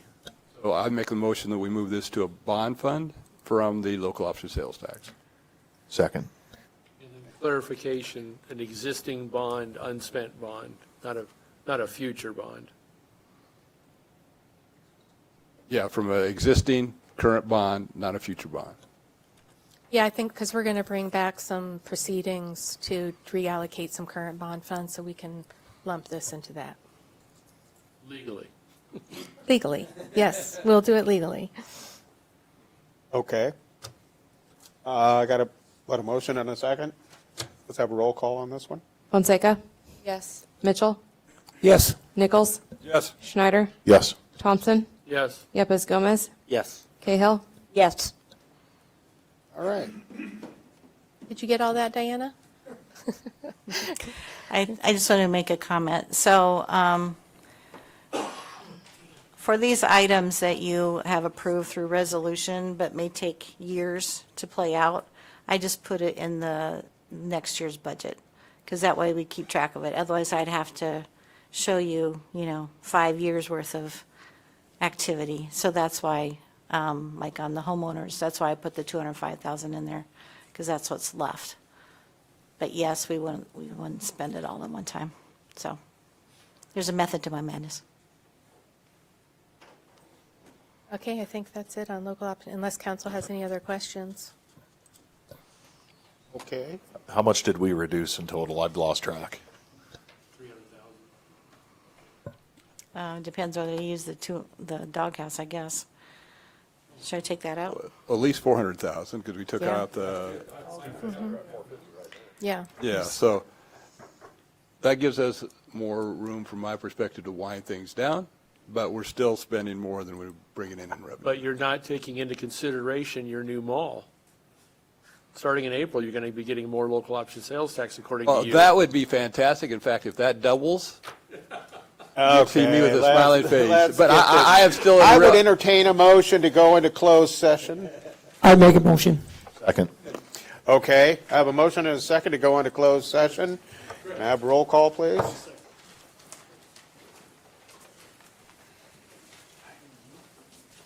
And we'll take a 5-minute break.